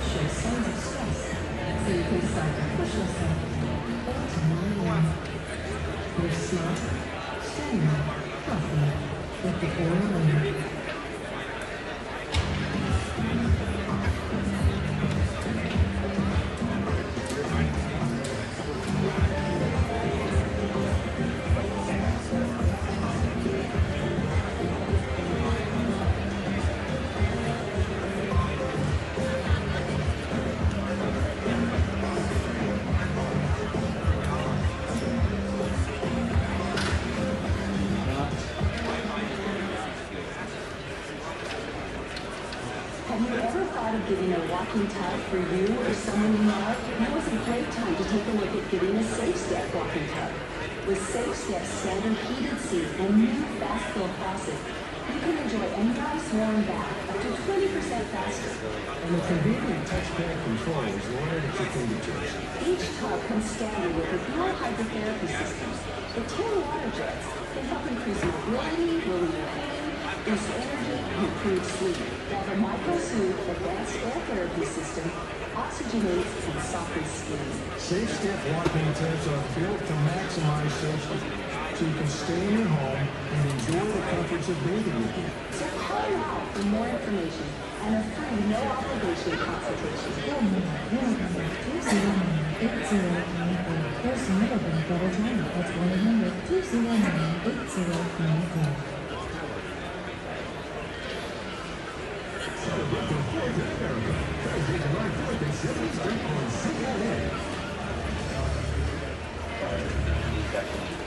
The first debate of the 2024 presidential campaign is now history. The fallout from it is just getting started. Joining us now is Vice President Kamala Harris. Madam Vice President, thanks for being with us. CNN's John King has described panic inside the Democratic Party right now because of President Biden's performance in tonight's debate. He's been hearing from Democratic lawmakers and others around the country. Some within your own party are wondering if President Biden should even step aside. What do you say to that? Listen, first of all, what we saw tonight is the president making a very clear contrast with Donald Trump on all the issues that matter to the American people. Yes, it was a slow start, but it was a strong finish. And what became very clear through the course of the night is that Joe Biden is fighting on behalf of the American people, on substance, on policy, on performance. Joe Biden is extraordinarily strong. And that's on substance and policy and performance tonight. I mean, the president's performance tonight clearly was disappointing for his supporters. CNN is reporting Democratic lawmakers watching the debate were worried about the president's performance. One said it was a disaster, another called it a train wreck.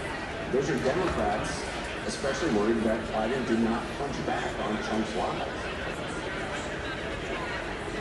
Listen, people can debate on style points, but ultimately this election and who is the president of the United States has to be about substance.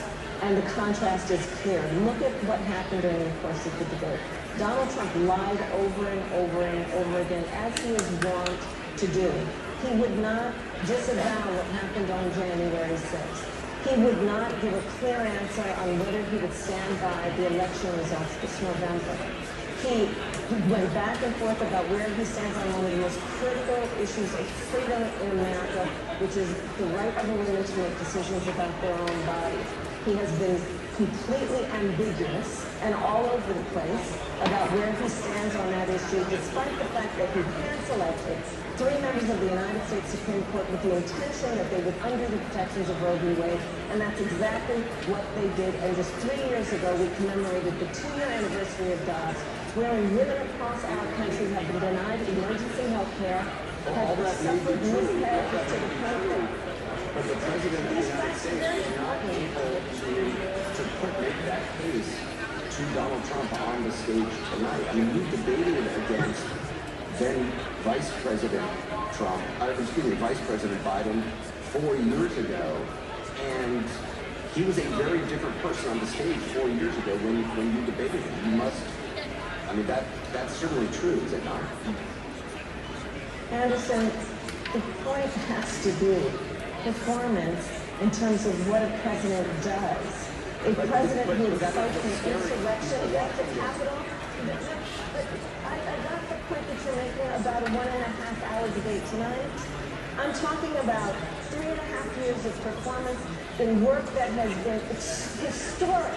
Whether it be infrastructure, the other guy on the debate stage, the person that you saw on the debate stage that has, for the last 3.5 years, up until today, performed in a way that has been about whether it be in the Oval Office, negotiating bipartisan deals, so that we have an infrastructure, a real infrastructure plan where we're putting trillions of dollars on the streets of America to upgrade our infrastructure. Whether it be the person I see in the Oval Office, who is meeting with heads of the military and the intelligence community and in the Situation Room, ensuring the safety of America. The person I see in Joe Biden on the world stage, convening world leaders who often ask for his advice. Most recently, just during the G7 conference. So I'm not going to spend all night with you talking about the last 90 minutes. when I've been watching the last 3.5 years of performance. But this was a debate that your campaign wanted. You pushed for this debate at this moment. Obviously, you can't honestly say, can you say that you are not concerned at all having watched the president's performance tonight? It was a slow start. It's obvious to everyone. I'm going to take that home. I'm talking about the choice in November. I'm talking about one of the most important elections in our collective lifetime. And do we want to look at what November will bring and go on a course for America that is about a destruction of democracy, electing a man who is said to be a dictator on day one? Or do we want to continue on a course that's about strengthening America's economy, building and creating 15 million American jobs, over 800,000 manufacturing jobs? I doubt that this is the afterplay for the debate, this conversation that I'm in, and I understand why everyone wants to talk about it, but I think it's also important to recognize that the choice in November between these two people that were on the debate stage involves extraordinary stakes. And there's one person on that stage who has the endorsement of their vice president, and that's Joe Biden. Mike Pence is nowhere to be found in supporting Donald Trump, and that's why he has to look for, someone else to run with him, who, as we know, will embolden and represent whatever he wants, because they're going to have to make a choice to not be Mike Pence and to put Donald Trump over their country. Neither person on that stage tonight made the argument as coherently as you just did. You mentioned reproductive rights. I'd like to just play that exchange that we saw tonight. Wherever you have late-term abortion, you can do whatever you want depending on the state. You can do whatever you want. We don't think that's a good thing. We think it's a radical thing. We think the Democrats are the radicals, not the Republicans. For 50 more years, that was the law. 50 more years, constitutional scholarship said it was the right way to go. 51 years, and it was taken away because this guy was very conservative members on the Supreme Court. Takes credit for taking it away. What's he going to do? What's he going to do, in fact, if the MAGA Republicans, the U.S. elected, and the MAGA Republicans control the Congress, and they pass a universal ban on abortion, period, across the board, as 6 states or 7 may determine something very, very conservative. If you're going to sign that bill, I'll veto it. They'll sign it. To someone who watched this debate tonight and has serious concerns about the President of the United States, what do you say to them about what they just said? They saw they witnessed the fact that if Donald Trump were elected to be president of the United States this November, he will sign a national abortion ban. Take him at his word. He said he would when he was president before. He said if it came to his desk, he'd sign it. There's no reason to believe anything would change. A national abortion ban means that folks in New York, California, Maryland, all these other states that have protected the right of a woman to make decisions about her own body and not have the government tell her what to do will be at risk. That's what you should take away from that discussion. And just Joe Biden is very clear. He signed back into law the protections of Roe v. Wade. The person we saw tonight, the president we saw tonight on that stage, is that how he is every day? The Joe Biden that I work with every day is someone who, as I have said, has performed in a way that has been about bringing people into the Oval Office, Republicans and Democrats, to compromise in a way that is extraordinary these days because it just doesn't happen, but Joe Biden can make it happen. The Joe Biden I see is someone who goes to our allies around the world and strengthens NATO to the point that there are 2 new members of NATO who, just about 4 years ago, people said, is NATO even have a reason for existing? The Joe Biden I know is someone who has delivered 800,000 new manufacturing jobs and bringing manufacturing back to the United States, not shipping jobs out like Donald Trump did. So that's the Joe Biden I know. Thank you. Good to be with you. Back to the panel, joining us as Biden biographer Evan Osmond. Evan Osmond, you have watched President Biden a lot. What did you make of tonight's performance? Yeah, I don't think there's any other way to put it. This was clearly a person who was diminished from their he was on the debate stage 4 years ago. I think for a lot of Americans who don't follow politics closely, they saw that and they were shocked. And yeah, I will tell you, Anderson, what I see now and over the course of the next few hours and days is it's going to come down partly to how Joe Biden makes sense of this, because his self-mythology